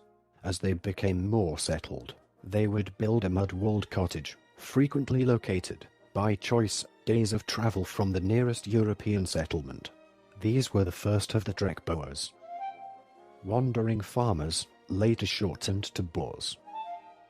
Completely independent of official controls, extraordinarily self-sufficient, and isolated from the government and the main settlement in Cape Town. Dutch was the official language, but a dialect had formed that was quite distinct from Dutch. The Afrikaans language originated mainly from 17th century Dutch dialects. This Dutch dialect, sometimes referred to as the kitchen language, Kombistaal, would eventually in the late 19th century be recognized as a distinct language called Afrikaans and replace Dutch as the official language of the Afrikaners. As the 18th century drew to a close, Dutch mercantile power began to fade and the British moved in to fill the vacuum. They seized the Cape Colony in 1795 to prevent it from falling into French hands, then briefly relinquished it back to the Dutch. 1803. Before definitively conquering it in 1806, British sovereignty of the area was recognized at the Congress of Vienna in 1815. By the time the Dutch colony was seized by the British in 1806, it had grown into an established settlement with 25,000 slaves, 20,000 white colonists, 15,000 Kizan, and 1,000 freed black slaves. Outside Cape Town and the immediate hinterland, isolated black and white pastoralists populated the country. Dutch interest in South Africa was mainly as a strategically located VOC port. Yet in the 17th and 18th centuries the Dutch created the foundation of the modern state of South Africa. The Dutch legacy in South Africa is evident everywhere, but particularly in the Afrikaner people and the Afrikaans language. Part 10. Dutch Republic, Regents and Stadholders. 1649 to 1784. The Netherlands gained independence from Spain as a result of the 80 Years' War, during which the Dutch Republic was founded. As the Netherlands was a republic, it was largely governed by an aristocracy of city merchants called the regents, rather than by a king. Every city and province had its own government and laws, and a large degree of autonomy. After attempts to find a competent sovereign proved unsuccessful, it was decided that sovereignty would be vested in the various provincial estates, the governing bodies of the provinces. The Estates General, with its representatives from all the provinces, would decide on matters important to the Republic as a whole. However, at the head of each province was the stadholder of that province, a position held by a descendant of the House of Orange. Usually the stadholdership of several provinces was held by a single man. After having gained its independence in 1648, the Netherlands tried in various coalitions to help to contain France, which had replaced Spain as the strongest nation of Europe. The end of the War of the Spanish Succession, 1713, marked the end of the Dutch Republic as a major player. In the 18th century, it just tried to maintain its independence and stuck to a policy of neutrality. The economy, based on Amsterdam's role as the center of world trade, remained robust. In 1670 the Dutch merchant marine totaled 568,000 tons of shipping, about half the European total. The province of Holland was highly commercial and dominated the country. Its nobility was small and closed and had little influence, for it was numerically small, politically weak, and formed a strictly closed caste. Most land in the province of Holland was commercialized for cash crops and was owned by urban capitalists, not nobles. There were few links between Holland's nobility and the merchants. By 1650 the burgher families, which had grown wealthy through commerce and become influential in government, controlled the province of Holland, and to a large extent shaped national policies. The other 6 provinces were more rural and traditional in lifestyle, had an active nobility, and played a small role in commerce and national politics. Instead, they concentrated on their flood protections and land reclamation projects. Part 10.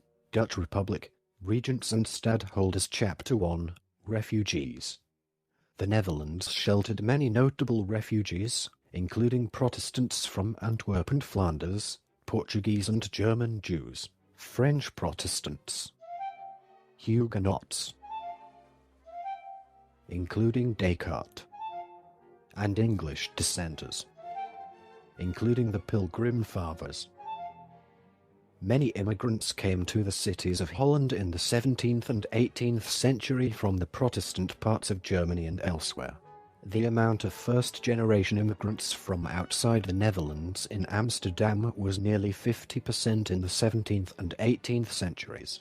Indeed, Amsterdam's population consisted primarily of immigrants, if one includes second- and third-generation immigrants and migrants from the Dutch countryside. People in most parts of Europe were poor and many were unemployed. But in Amsterdam there was always work. Tolerance was important, because a continuous influx of immigrants was necessary for the economy. Travelers visiting Amsterdam reported their surprise at the lack of control over the influx. Part 10. Dutch Republic, Regents and Stadholders Chapter 2. Economic Growth. The era of explosive economic growth is roughly coterminous with the period of social and cultural bloom that has been called the Dutch Golden Age, and that actually formed the material basis for that cultural era. Amsterdam became the hub of world trade, the center into which staples and luxuries flowed for sorting, processing, and distribution, and then re-exported around Europe and the world. During 1585 through 1622 there was the rapid accumulation of trade capital, often brought in by refugee merchantess from Antwerp and other ports. The money was typically invested in high-risk ventures like pioneering expeditions to the East Indies to engage in the spice trade. These ventures were soon consolidated in the Dutch East India Company. VOC. There were similar ventures in different fields, however, like the trade on Russia and the Levant. The profits of these ventures were plowed back in the financing of new trade, which led to its exponential growth. Rapid industrialization led to the rapid growth of the non-agricultural labor force and the increase in real wages during the same time. In the half-century between 1570 and 1620 this labor supply increased 3% per annum, a truly phenomenal growth. Despite this, nominal wages were repeatedly increased, outstripping price increases. In consequence, real wages for unskilled laborers were 62% higher in 1615 to 1619 than in 1575 to 1579. Part 10. Dutch Republic, Regents and Stadholders Chapter 3. Amsterdam. By the mid-1660s, Amsterdam had reached the optimum population, about 200,000. For the level of trade, commerce and agriculture then available to support it, the city contributed the largest quota in taxes to the States of Holland, which in turn contributed over half the quota to the States General. Amsterdam was also one of the most reliable in settling tax demands and therefore was able to use the threat to withhold such payments to good effect. Amsterdam was governed by a body of regents, a large, but closed, oligarchy with control over all aspects of the city's life, and a dominant voice in the foreign affairs of Holland. Only men with sufficient wealth and a long enough residence within the city could join the ruling class. The first step for an ambitious and wealthy merchant family was to arrange a marriage with a long-established regent family. In the 1670s one such union, that of the Tripp family, the Amsterdam branch of the Swedish arms-makers, with the son of Burgomaster Valkenia, extended the influence and patronage available to the latter and strengthened his dominance of the council. The oligarchy in Amsterdam thus gained strength from its breadth and openness. In the smaller towns, family interest could unite members on policy decisions, but contraction through intermarriage could lead to the degeneration of the quality of the members. In Amsterdam, the network was so large that members of the same family could be related to opposing factions and pursue widely separated interests. The young men who had risen to positions of authority in the 1670s and 1680s consolidated their hold on office well into the 1690s and even the new century. Amsterdam's regents provided good services to residents. They spent heavily on the waterways and other essential infrastructure, as well as municipal almshouses for the elderly, hospitals and churches.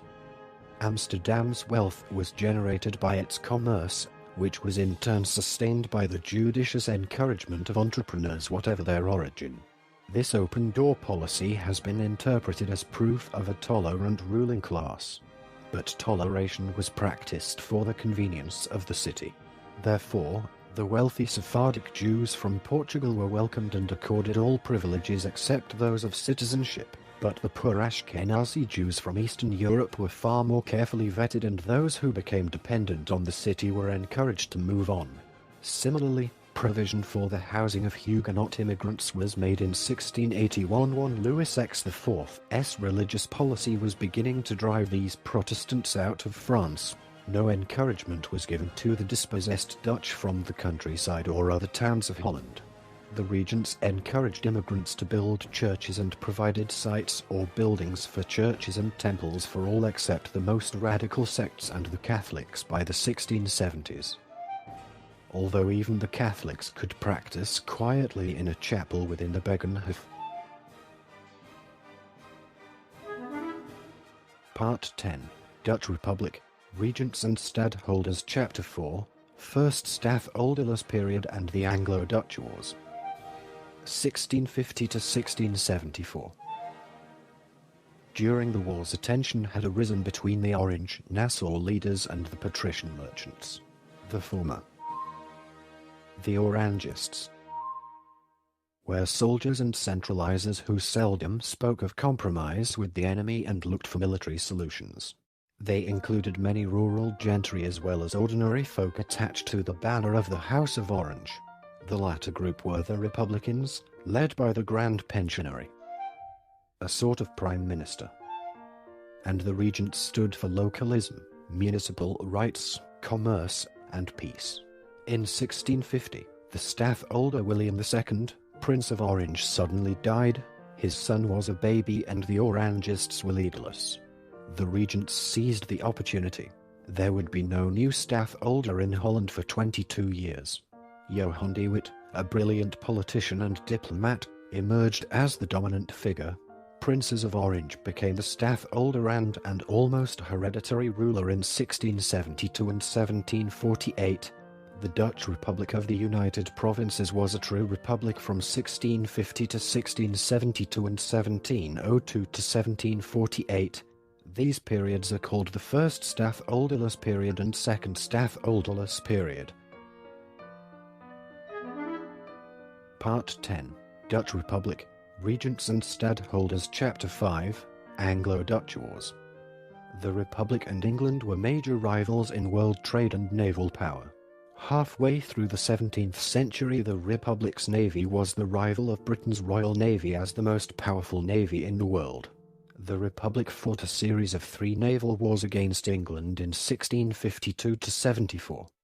In 1651, England imposed its first Navigation Act, which severely hurt Dutch trade interests. An incident at sea concerning the act resulted in the First Anglo-Dutch War, which lasted from 1652 to 1654, ending in the Treaty of Westminster, 1654, which left the Navigation Act in effect. After the English Restoration in 1660, Charles II tried to serve his dynastic interests by attempting to make Prince William II I of Orange, his nephew, stadholder of the Republic, using some military pressure. King Charles thought a naval war would weaken the Dutch traders and strengthen the English economy and empire, so the Second Anglo-Dutch War was launched in 1665. At first, many Dutch ships were captured and the English scored great victories. However, the raid on the Medway, in June 1667, ended the war with a Dutch victory. The Dutch recovered their trade, while the English economy was seriously hurt and its treasury nearly bankrupt. The greatly expanded Dutch navy was for years after the world's strongest. The Dutch Republic was at the zenith of its power. Part 10. Dutch Republic, Regents and Stadholders. Chapter 6, Franco-Dutch War and Third Anglo-Dutch War, 1672 to 1702. The year 1672 is known in the Netherlands as the disaster year, Rampjaar, England declared war on the Republic. The Third Anglo-Dutch War, followed by France, Munster and Cologne, which had all signed alliances against the Republic. France, Cologne and Munster invaded the Republic. Johan de Witt and his brother Cornelis, who had accomplished a diplomatic balancing act for a long time, were now the obvious scapegoats. They were lynched, and a new stafholder, William II I, was appointed. Citation needed. An Anglo-French attempt to land on the Dutch shore were barely repelled in 3 desperate naval battles under command of Admiral Michiel de Ruyter. The advance of French troops from the south was halted by a costly inundation of its own heartland by breaching river dikes. With the aid of friendly German princes, the Dutch succeeded in fighting back Cologne and Munster, after which the peace was signed with both of them, although some territory in the east was lost forever. Peace was signed with England as well, in 1674. Second Treaty of Westminster. In 1678, peace was made with France at the Treaty of Nijmegen, although France's Spanish and German allies felt betrayed by this. In 1688, the relations with England reached crisis level once again. Stafholder William II I decided he had to take a huge gamble when he was invited to invade England by Protestant British nobles feuding with William's father-in-law, the Catholic James II of England. This led to the Glorious Revolution and cemented the principle of parliamentary rule and Protestant ascendancy in England. James fled to France, and William ascended to the English throne as co-monarch with his wife Mary, James' eldest daughter. This maneuver secured England as a critical ally of the United Provinces in its ongoing wars with Louis IV of France. William was the commander of the Dutch and English armies and fleets until his death in 1702. During William's reign as King of England, his primary focus was leveraging British manpower and finances to aid the Dutch against the French. The combination continued after his death as the combined Dutch, British, and mercenary army conquered Flanders and Brabant, and invaded French territory before the alliance collapsed in 1713 due to British political infighting. Part 10. Dutch Republic, Regents and Stadholders. Chapter 7, Second Stafholderless Period, 1702 to 1747. The Second Stafholderless Period, in Dutch, Tweede Stadhouderloosheidperk, is the designation in Dutch historiography of the period between the death of Stafholder William II I on the 19th of March 1702 and the appointment of William IV, Prince of Orange, as Stafholder and Captain General in all provinces of the Dutch Republic on the 2nd of May 1747. During this period the office of Stafholder was left vacant in the provinces of Holland, Zeeland, and Utrecht, though in other provinces that office was filled by members of the House of Nassau-Dietz, later called Orange Nassau. During various periods. During the period, the Republic lost its great power status and its primacy in world trade, processes that went hand in hand, the latter causing the former. Though the economy declined considerably, causing deindustrialization and urbanization in the maritime provinces. A rentier class kept accumulating a large capital fund that formed the basis for the leading position the Republic achieved in the international capital market. A military crisis at the end of the period caused the fall of the States Party regime and the restoration of the stafholderate in all provinces. However, though the new stafholder acquired near-dictatorial powers, this did not improve the situation. Part 10. Dutch Republic, Regents and Stadholders. Chapter 8, Economic Decline after 1730. The slow economic decline after 1730 was relative. Other countries grew faster, eroding the Dutch lead and surpassing it. Wilson identifies 3 causes. Holland lost its world dominance in trade as competitors emerged and copied its practices, built their own ships and ports, and traded on their own account directly without going through Dutch intermediaries. Second, there was no growth in manufacturing, due perhaps to a weaker sense of industrial entrepreneurship and to the high wage scale. Third, the wealthy turned their investments to foreign loans. This helped jumpstart other nations and provided the Dutch with a steady income from collecting interest, but leaving them with few domestic sectors with a potential for rapid growth. After the Dutch fleet declined, merchant interests became dependent on the goodwill of Britain. The main focus of Dutch leaders was reducing the country's considerable budget deficits. Dutch trade and shipping remained at a fairly steady level through the 18th century, but no longer had a near monopoly and also could not match growing English and French competition.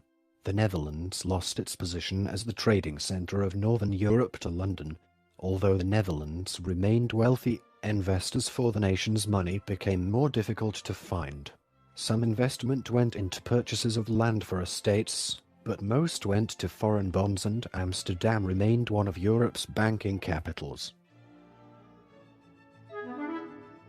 Part 10. Dutch Republic, Regents and Stadholders. Chapter 9. Culture and Society. Dutch culture also declined both in the arts and sciences. Literature, for example, largely imitated English and French styles with little in the way of innovation or originality. The most influential intellectual was Pierre Bayle, 1647 to 1706. A Protestant refugee from France who settled in Rotterdam, where he wrote the massive Dictionnaire historique et critique. Historical and Critical Dictionary, 1696. It had a major impact on the thinking of the Enlightenment across Europe, giving an arsenal of weapons to critics who wanted to attack religion. It was an encyclopedia of ideas that argued that most truths were merely opinions, and that gullibility and stubbornness were prevalent. Life for the average Dutchman became slower and more relaxed than in the 18th century. The upper and middle classes continued to enjoy prosperity and high living standards. The drive to succeed seemed less urgent. Unskilled laborers remained locked in poverty and hardship. The large underclass of unemployed beggars and riffraff required government and private charity to survive. Religious life became more relaxed as well. Catholics grew from 18% to 23% of the population during the 18th century and enjoyed greater tolerance, even as they continued to be outside the political system. They became divided by the feud between moralistic Jansenists, who denied free will, and Orthodox believers.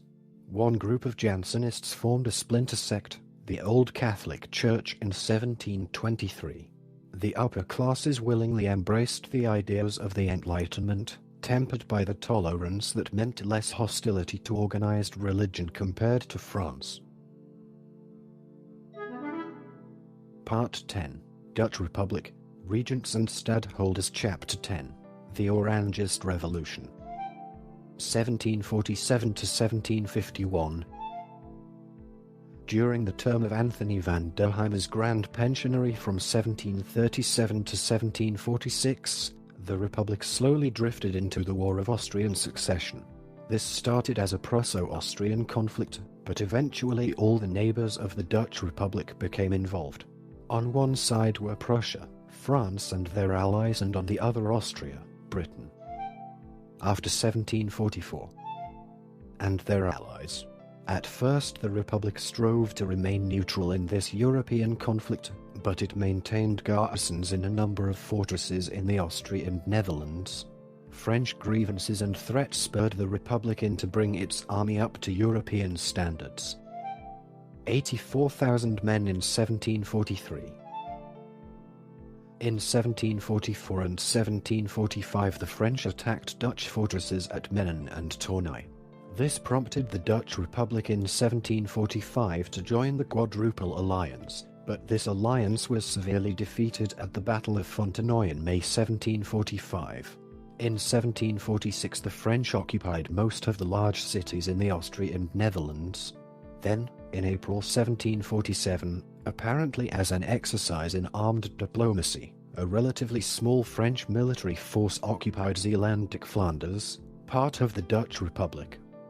This relatively innocuous invasion fully exposed the rot underlying the Dutch defences. The consequences were spectacular. Still mindful of the French invasion in the disaster year of 1672, many fearful people clamoured for the restoration of the Stadtholderate. William IV, Prince of Orange, had been waiting impatiently in the wings since acquiring his princely title in 1732.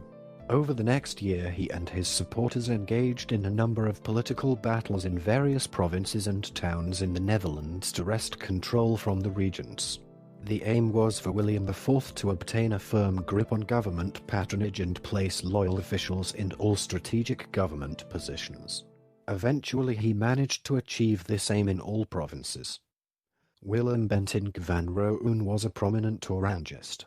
People like Bentinck hoped that gathering the reins of power in the hands of a single, eminent head would soon help restore the state of the Dutch economy and finances. The regents they opposed included the Grand Pensionary Jacob Giel and Adriaan van der Hoop. This popular revolt had religious, anti-Catholic and democratic overtones and sometimes involved mob violence. It eventually involved political agitation by Daniel Rupp, Jean Rust de Missy and the Dolassen, attacks on tax farmers. Pacta Soproa. Religious agitation for enforcement of the Sabbath laws and preference for followers of Gisbertus Votius and various demands by the civil militia.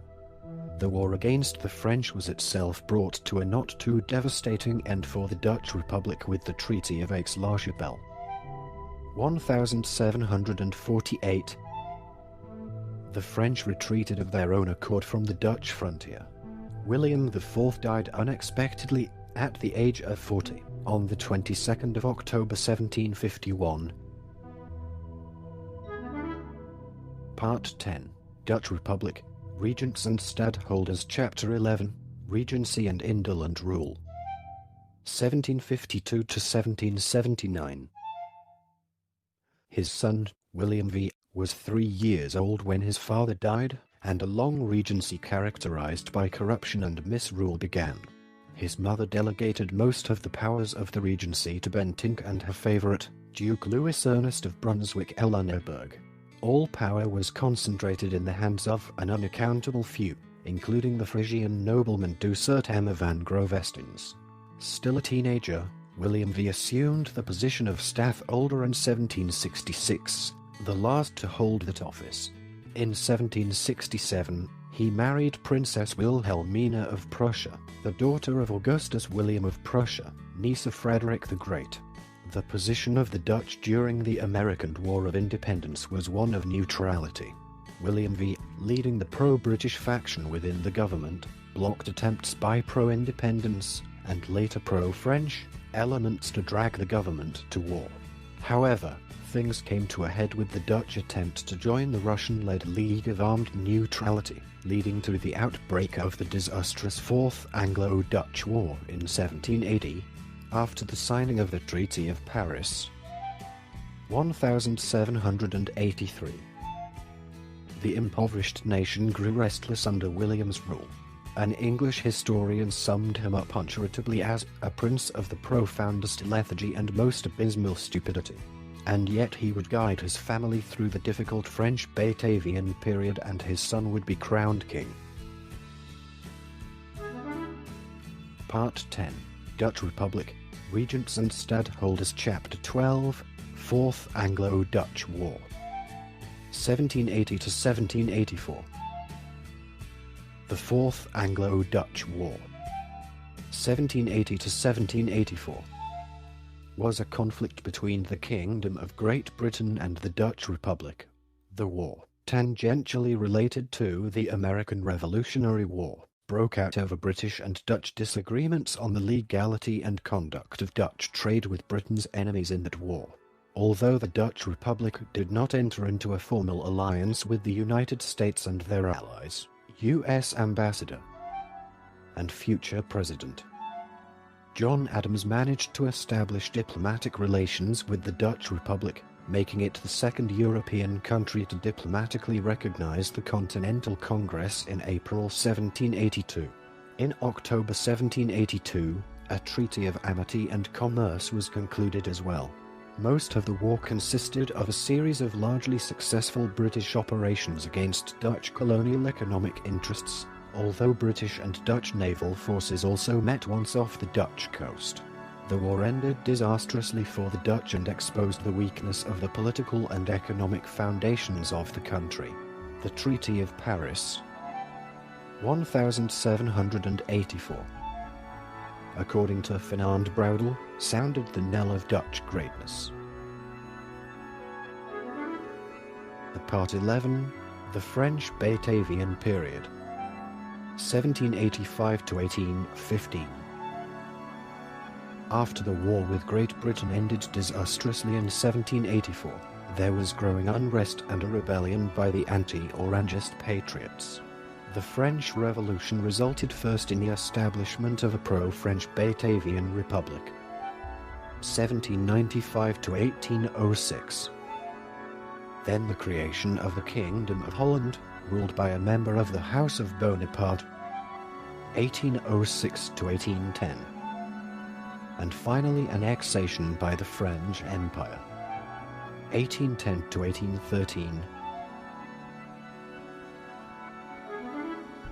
The Part 11, the French Batavian period, Chapter 1, Patriot Rebellion and its suppression, 1785 to 1795. Influenced by the American Revolution, the Patriots sought a more democratic form of government. The opening shot of this revolution is often considered to be the 1781 publication of a manifesto called Aan het Volk van Nederland, to the people of the Netherlands, by Joan van der Capellen tot den Pol, who would become an influential leader of the Patriot movement. Their aim was to reduce corruption and the power held by the stafholder, William V, Prince of Orange. Support for the Patriots came mostly from the middle class. They formed militias called Exeter and Uchapen. In 1785, there was an open Patriot rebellion, which took the form of an armed insurrection by local militias in certain Dutch towns, freedom being the rallying cry. Herman Willem Knowles attempted to organize an overthrow of various municipal governments. Vroedschap. The goal was to oust government officials and force new elections. Seen as a whole, this revolution was a string of violent and confused events, accidents, speeches, rumors, bitter enmities and armed confrontations, wrote French historian Fernand Braudel, who saw it as a forerunner of the French Revolution. In 1785 the stadholder left The Hague and moved his court to Nijmegen in Gelders, a city remote from the heart of Dutch political life. In June 1787, his energetic wife Wilhelmina, the sister of Frederick William II of Prussia, tried to travel to The Hague. Outside Schoonhoven, she was stopped by Patriot militiamen and taken to a farm near Gojanver-Wels-Lewis. Within 2 days she was forced to return to Nijmegen, an insult not unnoticed in Prussia. The House of Orange reacted with severity, relying on Prussian troops led by Charles William Ferdinand, Duke of Brunswick, and a small contingent of British troops to suppress the rebellion. Dutch banks at this time still held much of the world's capital. Government-sponsored banks owned up to 40% of Great Britain's national debt, and there were close connections to the House of Stuart. The stadholder had supported British policies after the American Revolution. This severe military response overwhelmed the Patriots and put the stadholder firmly back in control. A small unpaid Prussian army was billeted in the Netherlands and supported themselves by looting and extortion. The Exeter and Uchapen continued urging citizens to resist the government. They distributed pamphlets, formed patriot clubs, and held public demonstrations. The government responded by pillaging those towns where opposition continued. 5 leaders were sentenced to death, but fled first. Lynchings also occurred. For a while, no one dared appear in public without an orange cockade to show their support for Orangism. Many patriots, perhaps around 40,000 in all, fled to Brabant, France, especially Dunkirk and St. Omer. and elsewhere. However, before long the French became involved in Dutch politics and the tide turned. Part 11. The French Batavian Period. Chapter 2. Batavian Republic. 1795 to 1806. The French Revolution was popular, and numerous underground clubs were promoting it when in January 1795 the French army invaded. The underground rose up, overthrew the municipal and provincial governments, and proclaimed the Batavian Republic. In Dutch, Bataafsrepubliek. In Amsterdam, stadholder William V fled to England and the States General dissolved itself. The new government was virtually a puppet of France. The Batavian Republic enjoyed widespread support and sent soldiers to fight in the French armies. The 1799 Anglo-Russian invasion of Holland was repulsed by Batavian French forces. Nevertheless, Napoleon replaced it because the regime of Grand Pensionary Rutger Janschemel-Penninck 206 was insufficiently docile. The confederal structure of the old Dutch Republic was permanently replaced by a unitary state. The 1798 constitution had a genuinely democratic character, though a coup d'état of 1801 put an authoritarian regime in power. Ministerial government was introduced for the first time in Dutch history, and many of the current government departments date their history back to this period. Meanwhile, the exiled stadholder handed over the Dutch colonies in safekeeping to Great Britain and ordered the colonial governors to comply. This permanently ended the colonial empire in Guyana, Ceylon and the Cape Colony. The Dutch East Indies was returned to the Netherlands under the Anglo-Dutch Treaty of 1814. Part 11. The French Batavian Period. Chapter 3. Kingdom of Holland to William I. 1806 to 1815. In 1806 Napoleon restyled the Netherlands, along with a small part of what is now Germany, into the Kingdom of Holland, putting his brother Louis Bonaparte 1778 to 1846 on the throne. The new king was unpopular, but he was willing to cross his brother for the benefit of his new kingdom. Napoleon forced his abdication in 1810 and incorporated the Netherlands directly into the French Empire, imposing economic controls and conscription of all young men as soldiers. When the French retreated from the northern provinces in 1813, a triumvirate took over at the helm of a provisional government. Although most members of the provisional government had been among the men who had driven out William V 18 years earlier, the leaders of the provisional government knew that any new regime would have to be headed by his son, William Frederick. They also knew that it would be better in the long term if the Dutch people themselves installed the prince, rather than have him imposed on the country by the anti-French alliance.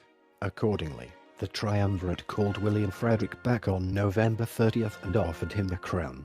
He refused, but instead proclaimed himself hereditary sovereign prince on December 6th. The great powers had secretly agreed to merge the northern Netherlands with the more populated Austrian Netherlands and the smaller Prince-Bishopric of Liège into a single constitutional monarchy. Having a stronger country on France's northern border was considered, especially by Sir Alexander, to be an important part of the strategy to keep France's power in check. In 1814, William Frederick gained sovereignty over the Austrian Netherlands and Liège as well. On March the 15th, 1815, with the encouragement of the powers gathered at the Congress of Vienna, William Frederick raised the Netherlands to the status of a kingdom and proclaimed himself King William I. This was made official later in 1815, when the Low Countries were formally recognized as the United Kingdom of the Netherlands, with the House of Orange-Nassau as hereditary rulers.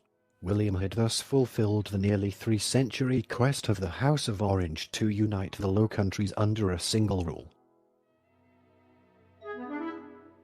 Part 12.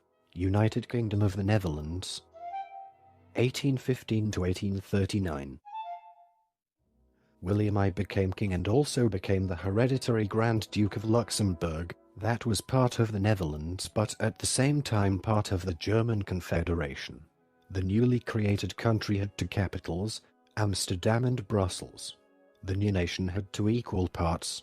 The North, Netherlands proper, had 2 million people.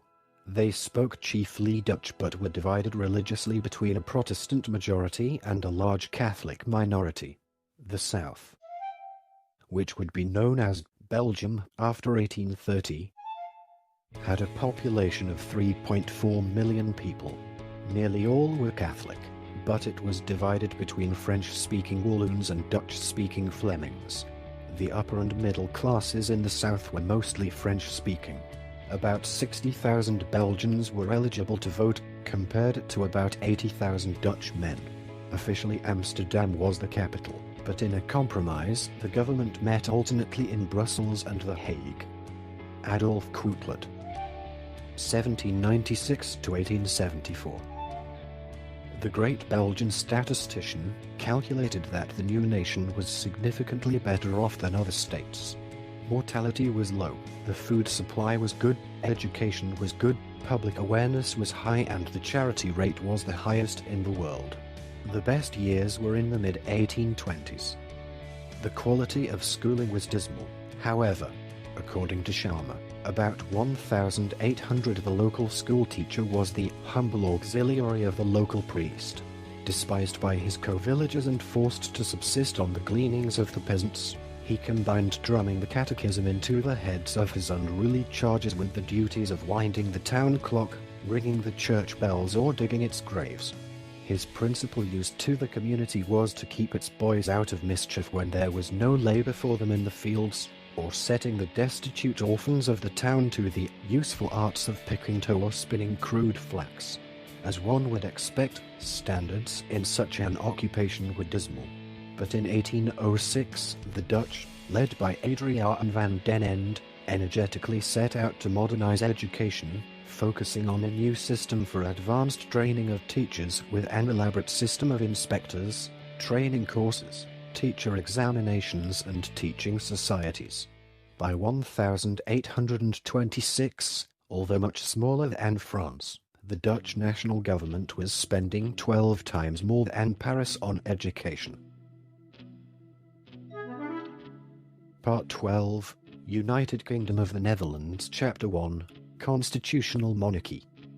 William I, who reigned from 1815 to 1840, had great constitutional power. An enlightened despot, he accepted the modernizing transformations of the previous 25 years, including equality of all before the law. However, he resurrected the estates as a political class and elevated a large number of people to the nobility. Voting rights were still limited, and only the nobility were eligible for seats in the upper house. The old provinces were re-established in name only. The government was now fundamentally unitary, and all authority flowed from the center. William I was a Calvinist and unsympathetic to the religious culture and practices of the Catholic majority. He promulgated the Fundamental Law of Holland, with some modifications. This entirely overthrew the old order of things in the southern Netherlands. It abolished the privileges of the Catholic Church, and guaranteed equal protection to every religious creed and the enjoyment of the same civil and political rights to every subject of the king. It reflected the spirit of the French Revolution, and in so doing did not please the Catholic bishops in the south, who had detested the revolution. William I actively promoted economic modernization. The first 15 years of the kingdom showed progress and prosperity, as industrialization proceeded rapidly in the south, where the Industrial Revolution allowed entrepreneurs and labor to combine in a new textile industry, powered by local coal mines. There was little industry in the northern provinces, but most overseas colonies were restored, and highly profitable trade resumed after a 25-year hiatus. Economic liberalism combined with moderate monarchical authoritarianism to accelerate the adaptation of the Netherlands to the new conditions of the 19th century. The country prospered until a crisis arose in relations with the southern provinces. Part 12, United Kingdom of the Netherlands, Chapter 2. Belgium breaks away.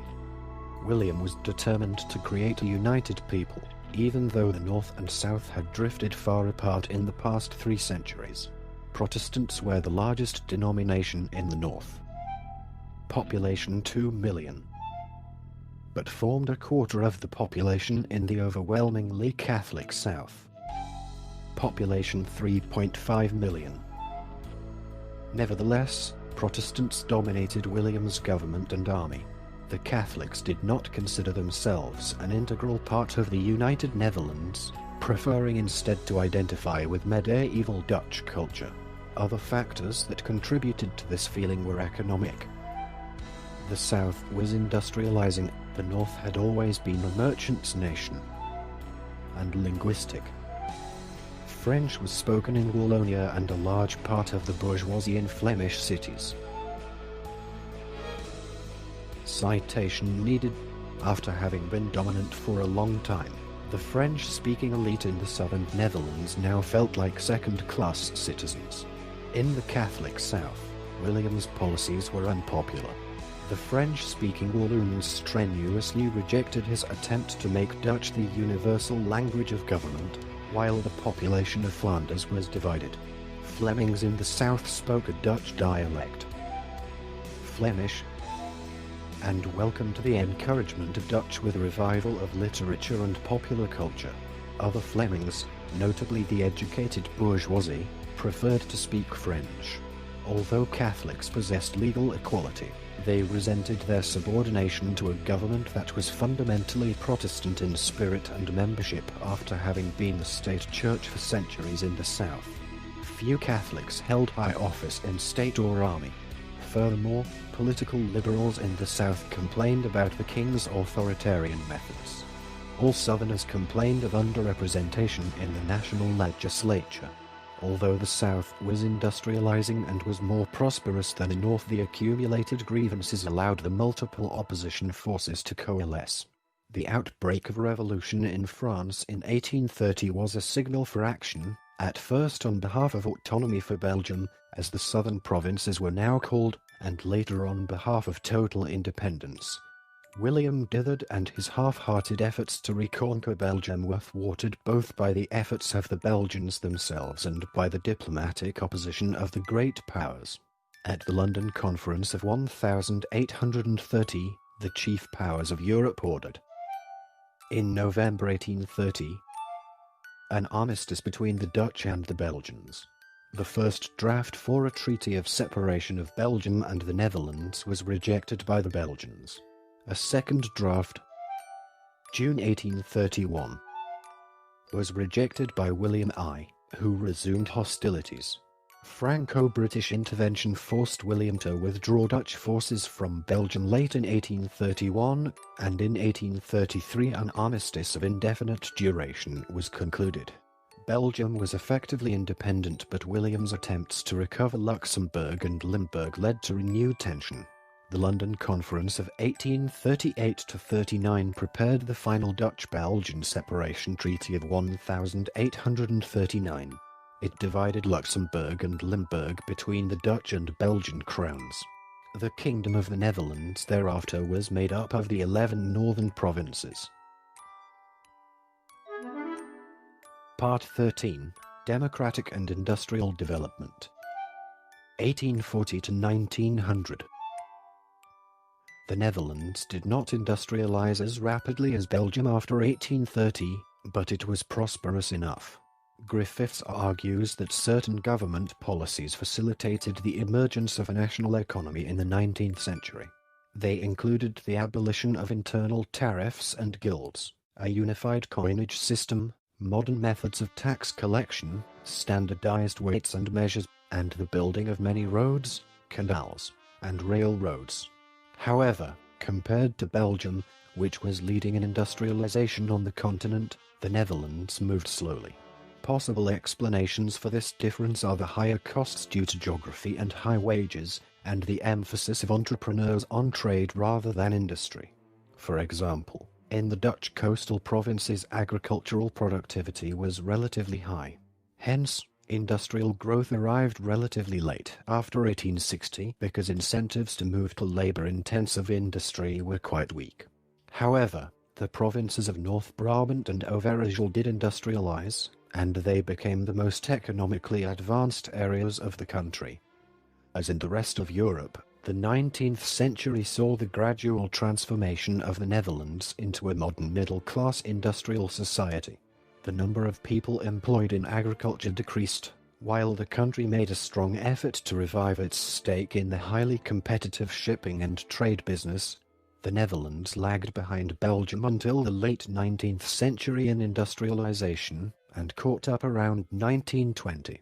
Major industries included textiles and, later, the Great Philips industrial conglomerate.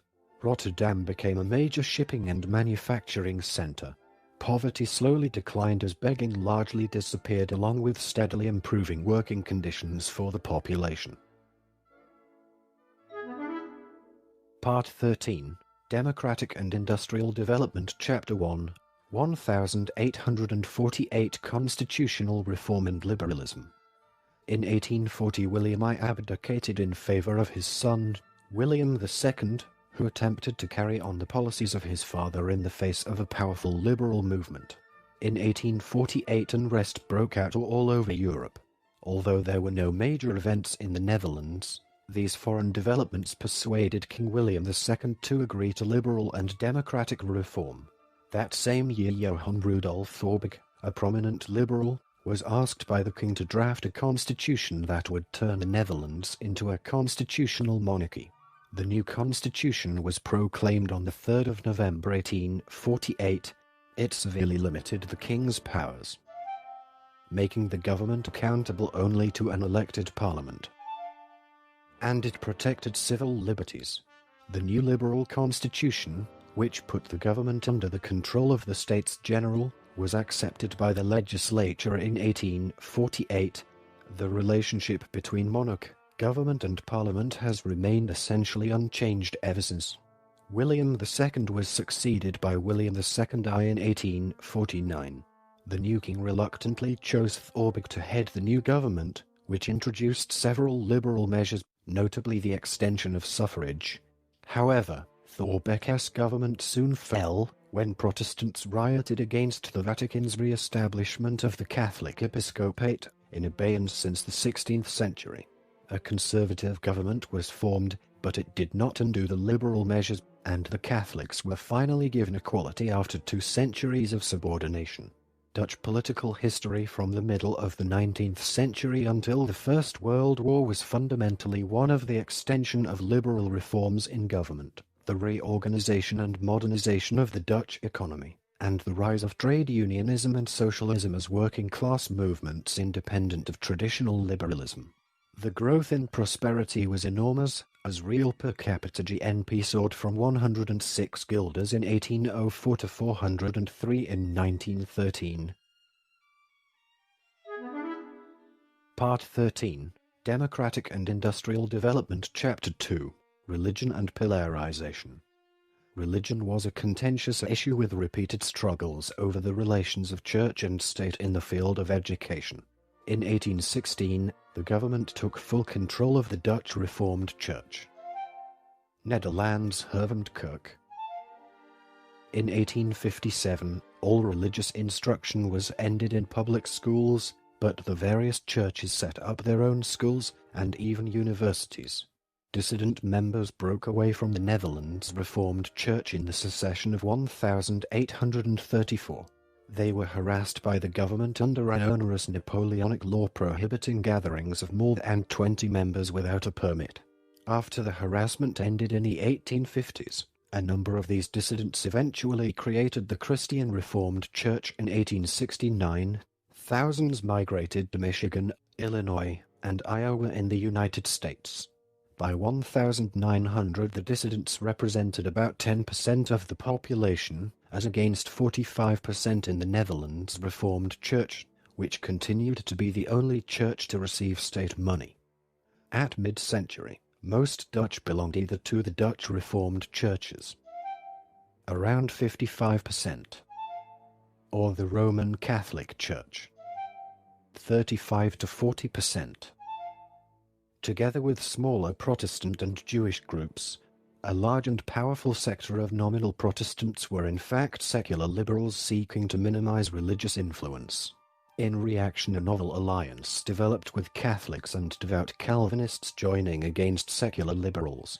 The Catholics, who had been loosely allied with the liberals in earlier decades, turned against them on the issue of state support, which the liberals insisted should be granted only to public schools, and joined with Protestant political parties in demanding equal state support to schools maintained by religious groups. The Netherlands remained one of the most tolerant countries in Europe towards religious belief, although conservative Protestants objected to the liberalization of the Dutch Reformed Church during the 19th century and faced opposition from the government when they tried to establish separate communities. Catholics and other non-Protestants were left unmolested by Dutch authorities. Some moved to the United States as a consequence, but as the century drew to a close, religious persecution had totally ceased. Dutch social and political life became divided by fairly clear-cut internal borders that were emerging as the society pillarized into three separate parts based on religion. The economy was not affected. One of the people most responsible for designing pillarization was Abraham Kuyper, 1837 to 1920.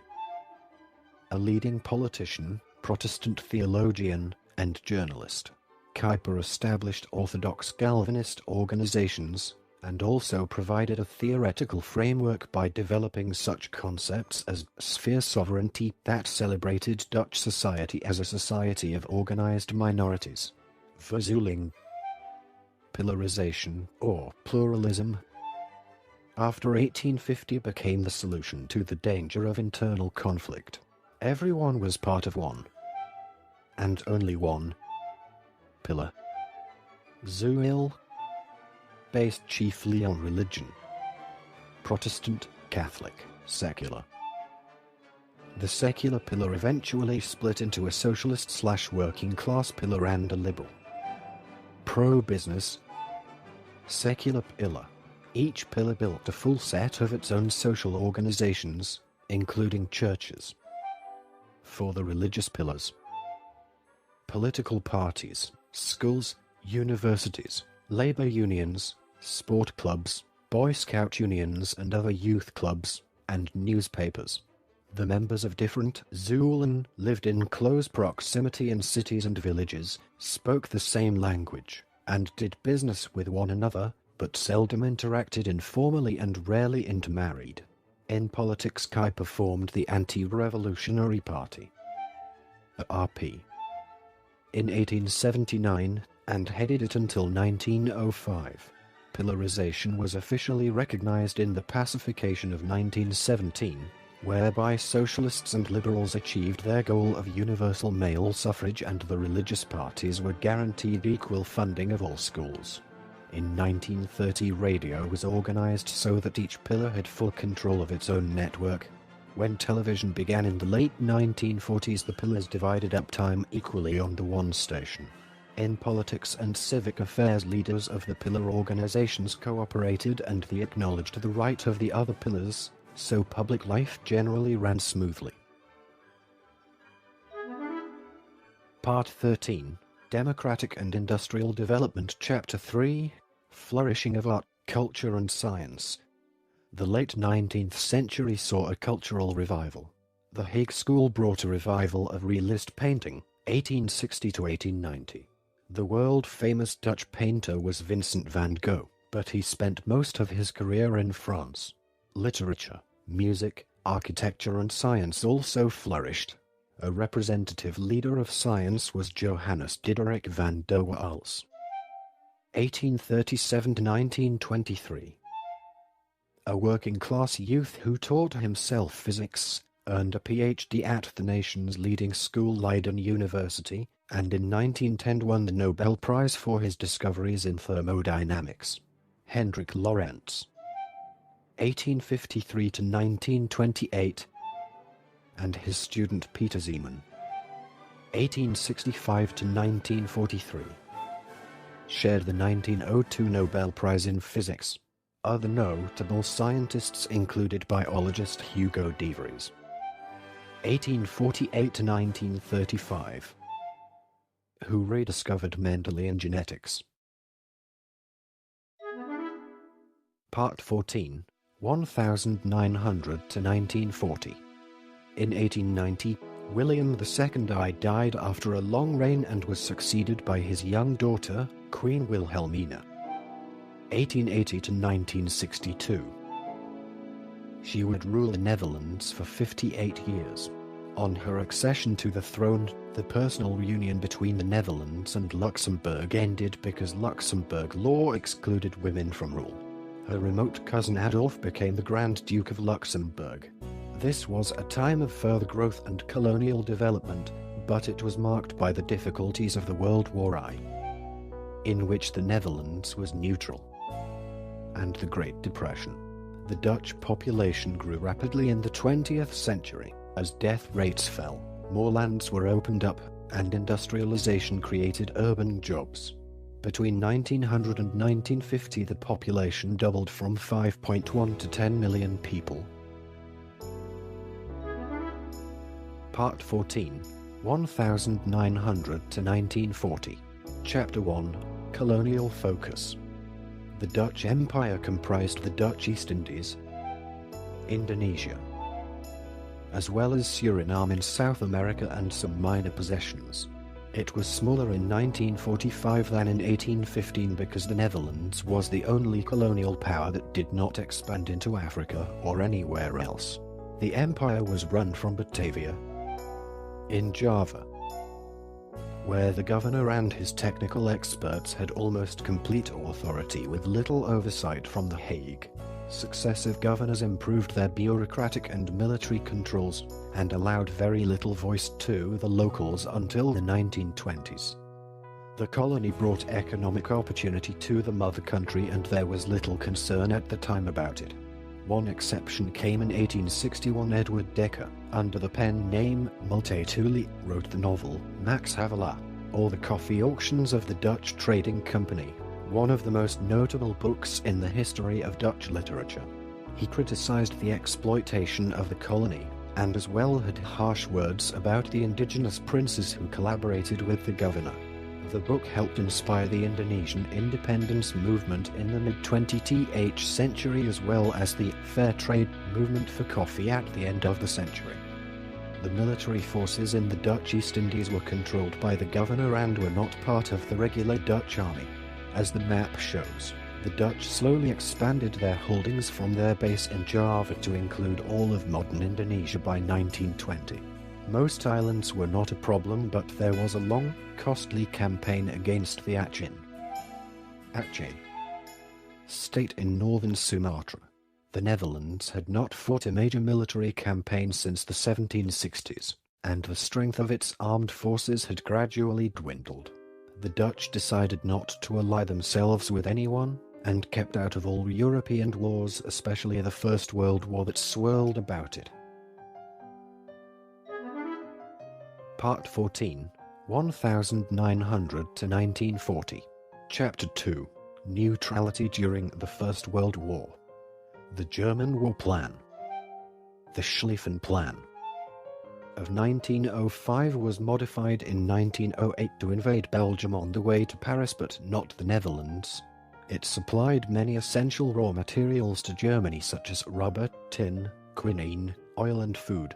The British used its blockade to limit supplies that the Dutch could pass on. There were other factors that made it expedient for both the Allies and the Central Powers for the Netherlands to remain neutral. The Netherlands controlled the mouths of the Scheldt, the Rhine and the Meuse rivers.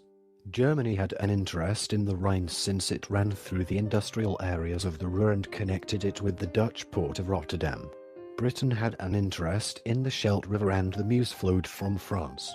All countries had an interest in keeping the others out of the Netherlands so that no one's interests could be taken away or be changed. If one country were to have invaded the Netherlands, another would certainly have counterattacked to defend their own interest in the rivers. It was too big a risk for any of the belligerent nations, and none wanted to risk fighting on another front. The Dutch were affected by the war. Troops were mobilized and conscription was introduced in the face of harsh criticism from opposition parties. In 1918, mutinies broke out in the military.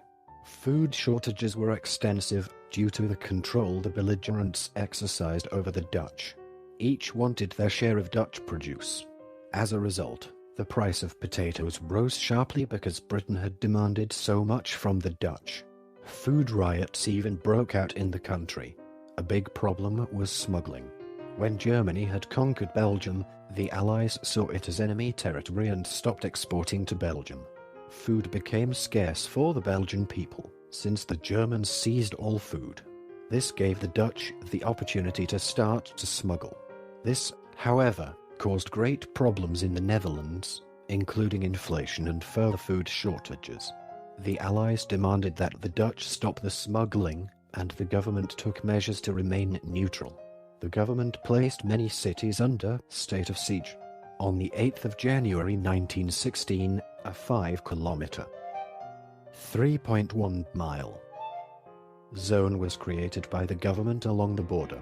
In that zone, goods could be moved on main roads with a permit. German authorities in Belgium had an electrified fence erected all along the Belgian-Dutch border that caused many refugees from Belgium to lose their lives. The fence was guarded by older German Landsturm soldiers. Part 14, 1900 to 1940. Chapter 3, Interwar Period. Although both houses of the Dutch Parliament were elected by the people, only men with high incomes were eligible to vote until 1917, when pressure from socialist movements resulted in elections in which all men were allowed to vote. In 1919, women also obtained the right to vote. The worldwide Great Depression of 1929 and the early 1930s had crippling effects on the Dutch economy, lasting longer than in most other European countries. The long duration of the Great Depression in the Netherlands is often explained by the very strict fiscal policy of the Dutch government at the time, and its decision to adhere to the gold standard for much longer than most of its trading partners. The Depression led to high unemployment and widespread poverty, as well as increasing social unrest. The rise of Nazism in Germany did not go unnoticed in the Netherlands, and there was growing concern at the possibility of armed conflict, but most Dutch citizens expected that Germany would again respect Dutch neutrality. There were separate fascist and Nazi movements in the 1930s. Dutch fascists admired Mussolini's Italy and called for a traditional corporate ideology. The membership was small, elitist and ineffective. The pro-Nazi movement, however, won support from Berlin and attempted to build a mass base by 1935. It failed because most Dutch rejected its racial ideology and calls for violence. The defense budget was not increased until Nazi Germany remilitarized the Rhineland in 1936. The budget was further increased in 1938. After the annexation of Austria and occupation of the Czech Sudetenland, the colonial government also increased its military budget because of increasing tension with Japan. The Dutch did not mobilize their forces until shortly before France and Great Britain declared war in September 1939. Neutrality was still the policy, but the Dutch government tried to buy new arms for their badly equipped forces, but a considerable share of ordered weapons never arrived. Part 15, The Second World War, 1939 to 1945. Part 15, The Second World War, Chapter 1, Nazi Invasion and Occupation. At the outbreak of World War II in 1939, the Netherlands once again declared its neutrality. However, on the 10th of May 1940, Nazi Germany launched an attack on the Netherlands and Belgium and quickly overran most of the two countries. Fighting against the Dutch army proved more of a burden than foreseen. The northern attack was stopped dead. The one in the middle came to a grinding halt near the Greberg, and many airborne assault troops were killed and taken prisoner in the west of the country. Only in the south, defences broke, but the one passage over the River Maas at Rotterdam was held by the Dutch. By the 14th of May, fighting in many locations had ceased and the German army could make little or no headway, so the Luftwaffe bombed Rotterdam, second largest city of the Netherlands, killing about 900 people, destroying the inner city and leaving 78,000 people homeless. Following the bombing and German threats of the same treatment for Utrecht, the Netherlands capitulated on the 15th of May, except for the province of Zeeland, where French and French-Moroccan troops stood side by side with the Dutch forces. Still, the royal family and some armed forces fled to the United Kingdom. Some members of the royal family eventually moved to Ottawa, Ontario, Canada, until the Netherlands was liberated. Princess Margaret was born in Canadian exile. Resentment of the Germans grew as the occupation became more harsh, prompting many Dutch in the latter years of the war to join the resistance. But collaboration was not uncommon either. Many thousands of young Dutch males volunteered for combat service on the Russian front with the Waffen-SS, and many companies worked for the Germans. Part 15, The Second World War, Chapter 2, Holocaust in the Netherlands. About 140,000 Jews lived in the Netherlands at the beginning of the war. Persecution of Dutch Jews started shortly after the occupation. At the end of the war, 40,000 Jews were still alive. Of the 100,000 Jews who did not go into hiding, about 1,000 survived the war. One who perished was Anne Frank, who gained worldwide fame posthumously when her diary, written in the Achterhuis backhouse, while hiding from the Nazis, was found and published by her father, Otto Frank, the only survivor of the family.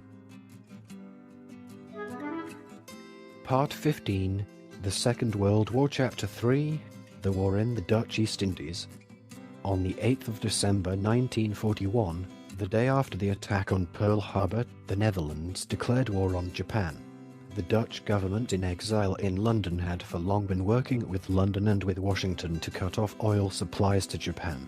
Japanese forces invaded the Dutch East Indies on the 11th of January 1942. The Dutch surrendered the 8th of March after Japanese troops landed on Java. Dutch citizens and everybody with Dutch ancestry, the so-called Indoors, were captured and put to work in labor camps or interned. As in their homeland, many Dutch ships, planes and military personnel managed to reach safe territory, in this case Australia, from where they were able to fight again. Part 15, The Second World War, Chapter 4, False Hopes, The Hunger Winter and Liberation. In Europe, after the Allies landed in Normandy in June 1944, progress was slow until the Battle of Normandy ended in August 1944. German resistance collapsed in Western Europe and the Allied armies advanced quickly towards the Dutch border. The 1st Canadian Army and the 2nd British Army conducted operations on Dutch soil from September onwards. On the 17th of September, a daring Operation Market Garden, was executed with the goal of capturing bridges across 3 major rivers in the southern Netherlands. Despite desperate fighting by American, British and Polish forces, the bridge at Arnhem, across the Niederrhein, could not be captured. Areas south of the Rhine River were liberated in the period September-December 1944, including the province of Zeeland, which was liberated in October and November in the Battle of the Scheldt. This opened Antwerp to Allied shipping. The 1st Canadian Army held a static line along the River Meuse. Maas. From December 1944 through February 1945.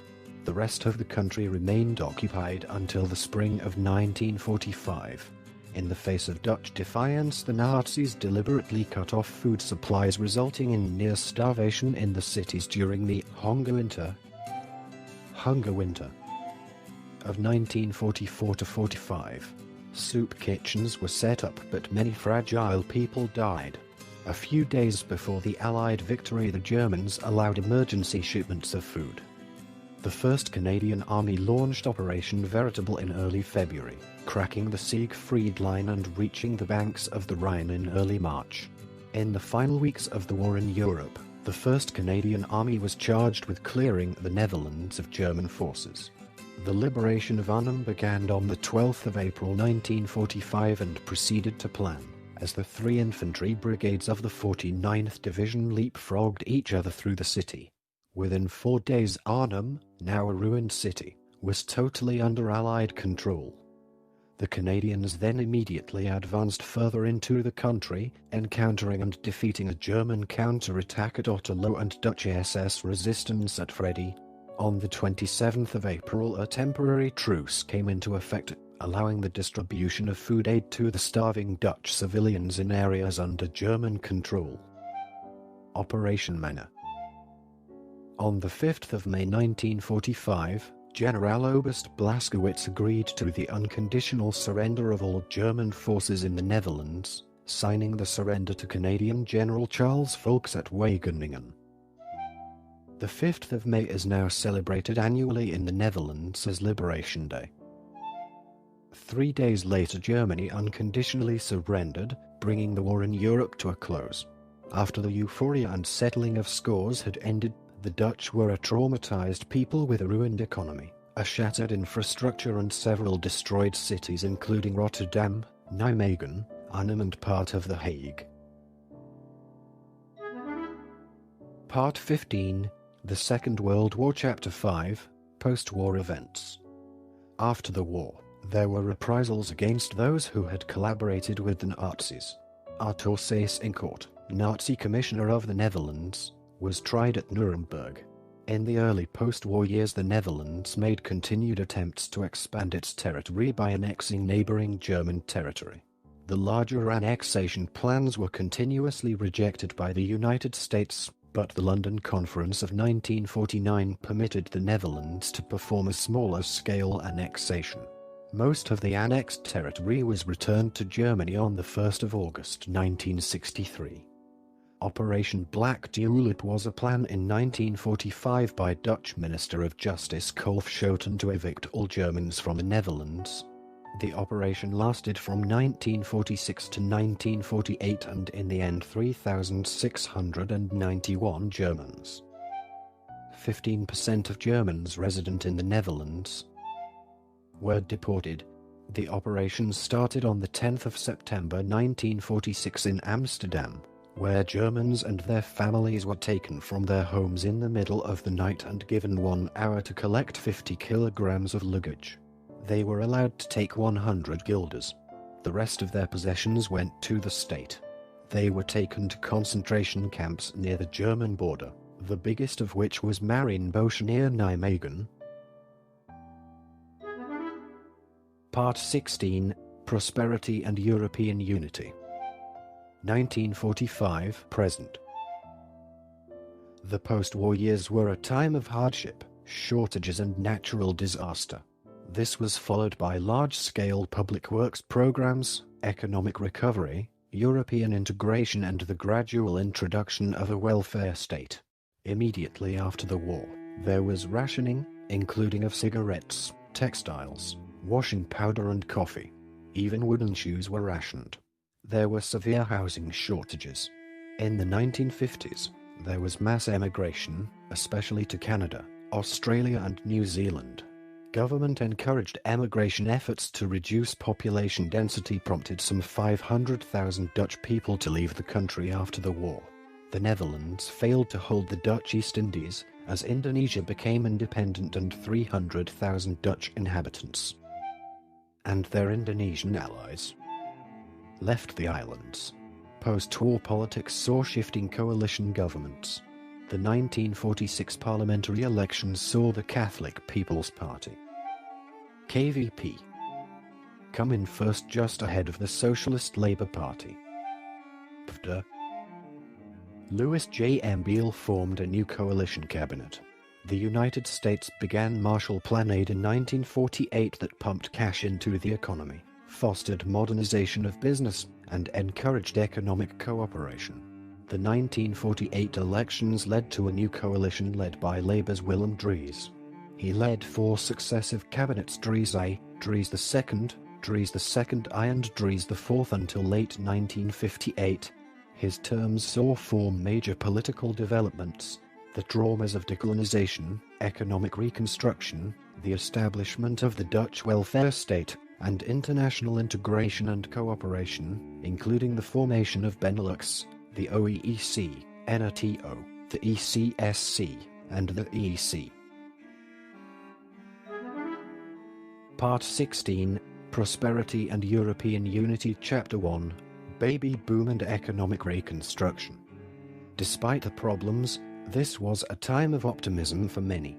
A baby boom followed the war, as young Dutch couples started planning their families. They had lived through the hardships of depression and the hell of war.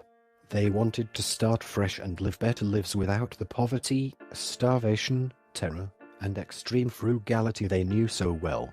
They had little taste for a strictly imposed rule-oriented traditional system with its rigid hierarchies, sharp pillarized boundaries and strictly orthodox religious doctrines. They made a bestseller out of the translation of The Common Sense Book of Baby and Child Care, 1946, by American pediatrician Benjamin Spock. His vision of family life as companionate, permissive, enjoyable and even fun took hold, and seemed the best way to achieve family happiness in a dawning age of freedom and prosperity. Wages were kept low and the recovery of consumption to pre-war levels was delayed to permit rapid rebuilding of the infrastructure. In the years after the war, unemployment fell and the economy grew at an astonishing pace, despite the high birth rate. The shattered infrastructure and destroyed cities were rebuilt. A key contribution to the recovery in the post-war Netherlands came from the Marshall Plan, which provided the country with funds, goods, raw materials and produce. The Dutch became internationally active again. Dutch corporations, particularly Royal Dutch Shell and Philips, became internationally prominent. Business people, scientists, engineers and artists from the Netherlands made important international contributions. For example, Dutch economists, especially Jan Tinbergen, 1903 to 1994, Jalling Koopmans, 1910 to 1985, and Henri Thiel, 1924 to 2000, made major contributions to the mathematical and statistical methodology known as econometrics. Across Western Europe, the period from 1973 to 1981 marked the end of the booming economy of the 1960s. The Netherlands also experienced years of negative growth after that. Unemployment increased steadily, causing rapid growth in social security expenditures. Inflation reached double digits. Government surpluses disappeared. On the positive side, rich natural gas resources were developed, providing a current account trade surplus during most of the period. Public deficits were high. According to the long-term economic analysis of Hollings and Smits, the major gains in the Dutch economy were concentrated between 1870 and 1930 and between 1950 and 1970. Rates were much lower in 1930 to 45 and after 1987. Part 16, Prosperity and European Unity Chapter 2, Flood Control. The last major flood in the Netherlands took place in early February 1953, when a huge storm caused the collapse of several dikes in the southwest of the Netherlands. More than 1,800 people drowned in the ensuing inundation. The Dutch government subsequently decided on a large-scale program of public works, the Delta Works, to protect the country against future flooding. The project took more than 30 years to complete. The Oosterschelde Dam, an advanced sea storm barrier, became operational in 1986. According to Dutch government engineers, the odds of a major inundation anywhere in the Netherlands are now 1 in 10,000 years. Part 16, Prosperity and European Unity Chapter 3, Europeanization, Americanization and Internationalization. The European Coal and Steel Community, ECSC. was founded in 1951 by the 6 founding members: Belgium, the Netherlands and Luxembourg, the Benelux countries, and West Germany, France and Italy. Its purpose was to pool the steel and coal resources of the member states and to support the economies of the participating countries. As a side effect, the ECSC helped diffuse tensions between countries which had recently been enemies in the war. In time, this economic merger grew, adding members and broadening in scope to become the European Economic Community, and later the European Union. The United States started to have more influence. After the war, higher education changed from a German model to more of an American model. Content flagged as dubious. The reason: /1. American influences had been small in the interwar era, and during the war the Nazis had emphasized the dangers of a degraded American culture as represented by jazz. However, the Dutch became more attracted to the United States during the post-war era, perhaps partly because of antipathy towards the Nazis, but certainly because of American movies and consumer goods. The Marshall Plan also introduced the Dutch to American management practices. Content flagged as dubious.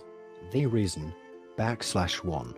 NATO brought in American military doctrine and technology. Intellectuals, artists and the political left, however, remained more reserved about the Americans. According to Rob Crows, the anti-Americanism in the Netherlands was ambiguous. American culture was both accepted and criticized at the same time. The Netherlands is a founding member of the EU, NATO, OECD and WTO. Together with Belgium and Luxembourg, it forms the Benelux Economic Union. The country is host to the Organization for the Prohibition of Chemical Weapons and 5 international courts: the Permanent Court of Arbitration, the International Court of Justice, the International Criminal Tribunal for the former Yugoslavia, the International Criminal Court and the Special Tribunal for Lebanon.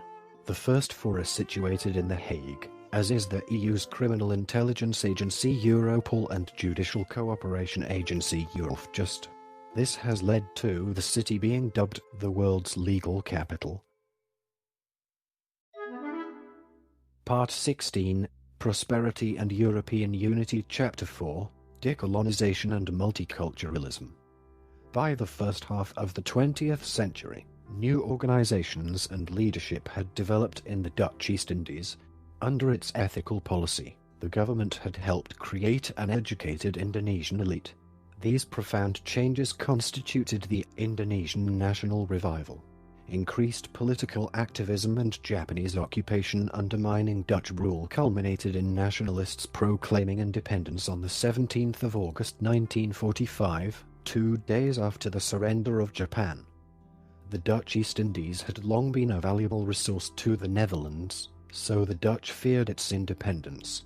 The Indonesian National Revolution followed as Indonesia attempted to secure its independence in the face of Dutch diplomatic and military opposition, sometimes brutal in nature.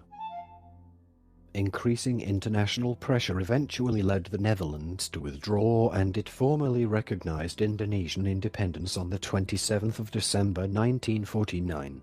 The western part of New Guinea remained under Dutch control as Netherlands New Guinea until 1961, when the Netherlands transferred sovereignty of this area to Indonesia. During and after the Indonesian National Revolution, around 300,000 people, predominantly Indos, Dutch Indonesian Eurasians, left Indonesia for the Netherlands. This difficult, complex and messy mass migration was called repatriation, but the majority of this group had never set foot in the Netherlands before. This migration occurred in 5 distinct waves over a period of 20 years. It included Indos, many of whom spent the war years in Japanese concentration camps, former South Moluccan soldiers and their families, New Guinea issue, Dutch citizens from Netherlands New Guinea, including Papuan civil servants and their families, and other Indos who had remained behind but later regretted their decision to take out Indonesian citizenship. called Spetoptanten in Dutch and Warganegara in Indonesian. The Indo community, now numbering around 680,000, is the largest minority group in the Netherlands. They are integrated into Dutch society, but they have also retained many aspects of their culture and have added a distinct Indonesian flavor to the Netherlands. Although it was originally expected that the loss of the Dutch East Indies would contribute to an economic decline, the Dutch economy experienced exceptional growth, partly because a disproportionate amount of martial aid was received in the 1950s and 1960s. In fact, the demand for labor was so strong that immigration was actively encouraged, first from Italy and Spain, then later on, in larger numbers, from Turkey and Morocco. Suriname became independent on the 25th of November 1975. The Dutch government supported independence because it wanted to stem the flow of immigrants from Suriname and also to end its colonial status. However, about one-third of the entire population of Suriname, fearing political unrest and economic decline, relocated to the Netherlands, creating a Surinamese community in the Netherlands that is now roughly as large as the population of Suriname itself. Part 16, Prosperity and European Unity, Chapter 5, Liberalization. When the post-war baby boom children grew up, they led the revolt in the 1960s against all rigidities in Dutch life. The 1960s and 1970s were a time of great social and cultural change, such as rapid ontwikkeling, literally, depolarization, a term that describes the decay of the old divisions along class and religious lines.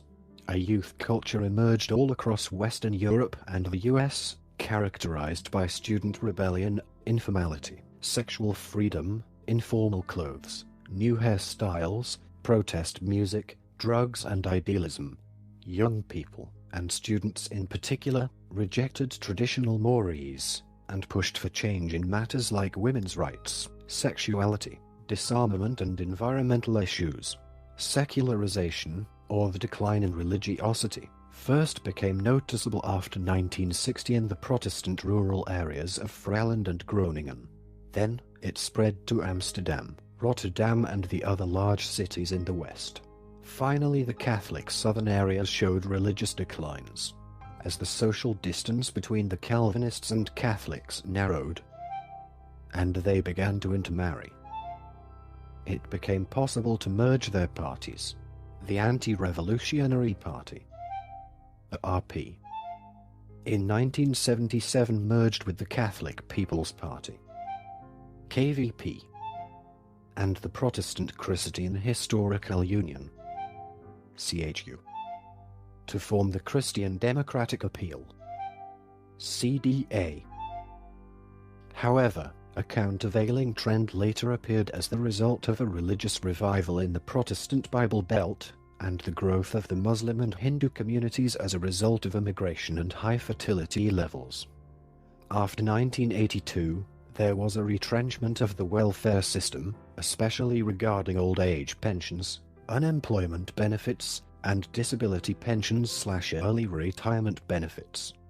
Following the election of 1994, in which the Christian Democratic CDA lost a considerable portion of its representatives, the Social Liberal Democrats 66, D66, doubled in size and formed a coalition with the Labour Party, Netherlands,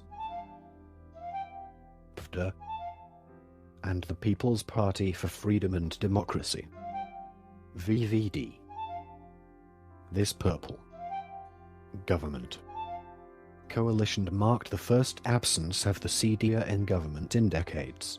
During the Purple Coalition years, a period lasting until the rise of the populist politician Pim Fortuyn, the government addressed issues previously viewed as taboo under the Christian-influenced cabinet. At this time, the Dutch government introduced unprecedented legislation based on a policy of official tolerance. Jeugdbeleid. Abortion and euthanasia were decriminalized, but stricter guidelines were set for their implementation. Drug policy, especially with regard to the regulation of cannabis, was reformed. Prostitution was legalized, but confined to brothels where the health and safety of those involved could be properly monitored. With the 2001 Same-Sex Marriage Act, the Netherlands became the first country to legalize same-sex marriage. In addition to social reforms, the Purple Coalition also presided over a period of remarkable economic prosperity. Part 16, Prosperity and European Unity, Chapter 6, Recent Politics. In the 1998 election, the Purple Coalition, consisting of Social Democrats and left and right-wing liberals, increased its majority. Both the Social Democratic PvdA and the Conservative Liberal VVD grew at the cost of their junior partner in cabinet, the Progressive Liberal D66. The voters rewarded the Purple Coalition for its economic performance, which had included reduction of unemployment and the budget deficit, steady growth and job creation combined with wage freezes and trimming of the welfare state, together with a policy of fiscal restraint. The result was the second Koch cabinet. The power of the coalition waned with the introduction of List Pim Fortuyn in the Dutch general election of 2002, a populist party, which ran a distinctly anti-immigration and anti-purple campaign, citing purple chaos. Pien Hopen van Paas as the source of the country's social woes. In the first political assassination in 3 centuries, Fortuyn was murdered with little over a week left before the election. In the wake of its leader's death, LPF swept the elections, entering parliament with 1/6 of the seats, while the PvdA, Labour, lost half of its seats. The ensuing cabinet was formed by CDA, VVD and LPF, led by Prime Minister Jan-Peter Balkenende. Though the party succeeded in displacing the rival Purple Coalition, without the charismatic figure of Pim Fortuyn at its helm, it proved to be short-lived, lasting 87 days in power. 2 events changed the political landscape. On the 6th of May 2002, the assassination of politician Pim Fortuyn, calling for a very strict policy on immigration, shocked the nation, not at all used to political violence in peacetime. His party won a landslide election victory, partly because of his perceived martyrdom. However, internal party squabbles and blowing up the coalition government they had helped to create resulted in the loss of 70% of their support in early general elections in 2003. Another murder that caused great upheaval took place on the 2nd of November 2004, when film director and publicist Theo van Gogh was assassinated by a Dutch-Moroccan youth with Islamic extremist beliefs, because of Van Gogh's alleged blasphemy. 1 week later, several arrests were made of several would-be Islamist terrorists, who have later been found guilty of conspiracy with terrorist intentions. This verdict was however reversed on appeal. All this sparked a debate on the position of Islamic extremism and of Islam generally in Dutch society, and on immigration and integration. The personal protection of most politicians, especially of the Islam critic Ayaan Hirsi Ali, was stepped up to unprecedented levels. Part 16, Prosperity and European Unity, Chapter 7, The Netherlands Today. By 2000 the population had increased to 15.9 million people, making the Netherlands one of the most densely populated countries in the world. Urban development has led to the development of a conurbation called the Randstad, in Dutch, Randstad, which includes the 4 largest cities: Amsterdam, Rotterdam, The Hague and Utrecht, and the surrounding areas. With a population of 7,100,000, it is one of the largest conurbations in Europe. This small nation has successfully developed into one of the most open, dynamic and prosperous countries in the world. It had the 10th highest per capita income in the world in 2011. It has an open, market-based mixed economy, ranking 13th of 157 countries according to the Index of Economic Freedom. In May 2011, the OECD ranked the Netherlands as the happiest country in the world. Timeline graphic removed. Unsuitable for speech. Part 17. Historians and Historiography. Part 17. Historians and Historiography. Chapter 1. Historians. Julia Adams, Economic and Social History. Petrus Johannes Bloch, Survey. J.C.H. Blum, Survey. M.R. Boxall, Political History. Peter Jael, Dutch Revolt, Historiography. Johan Huizinga, 1872 to 1945. Cultural History. Jonathan Israel, Dutch Republic, Age of Enlightenment, Baruch Spinoza. Louis D. Jong, World War II. John Lothrop Motley, American historian of the Dutch Revolt.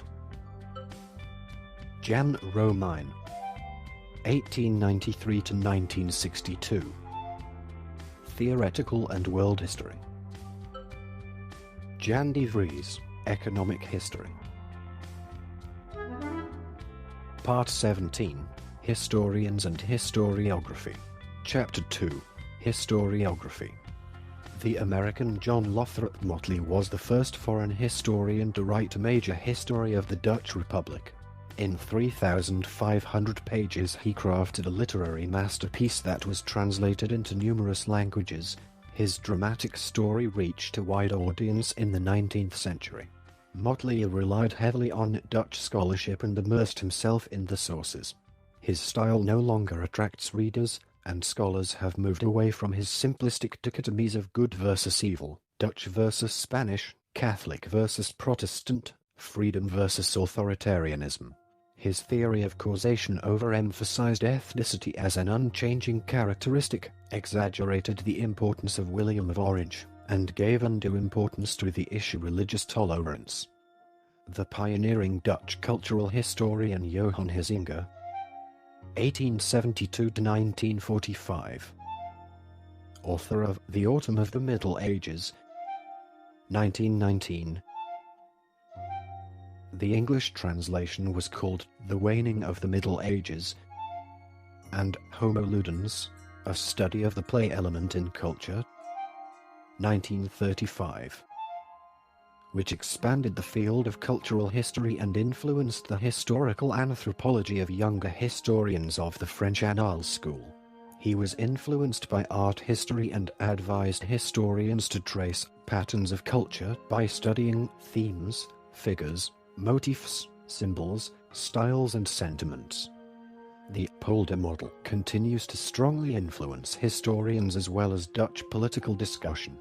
The Polder model stresses the need for finding consensus. It discourages furious debate and angry dissent in both academia and politics, in contrast to the highly developed, intense debates in Germany. The H-Net list, H-Low countries, is published free by email and is edited by scholars.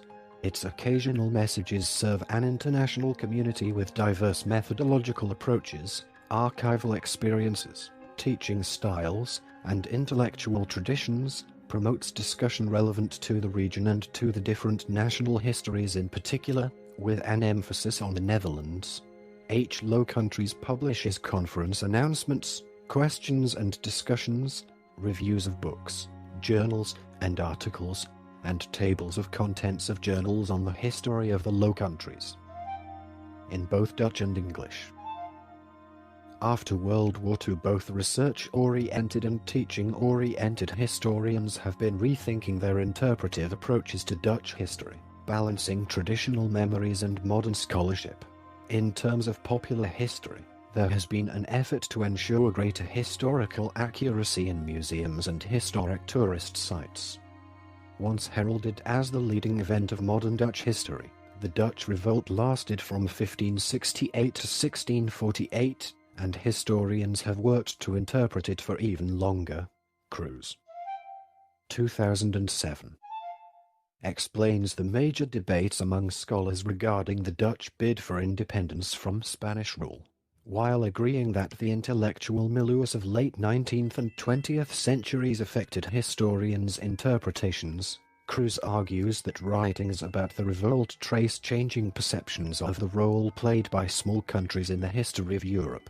In recent decades, grand theory has fallen out of favor among most scholars, who emphasize the particular over the general. Dutch and Belgian historiography since 1945 no longer says the revolt was the culmination of an inevitable process leading to independence and freedom.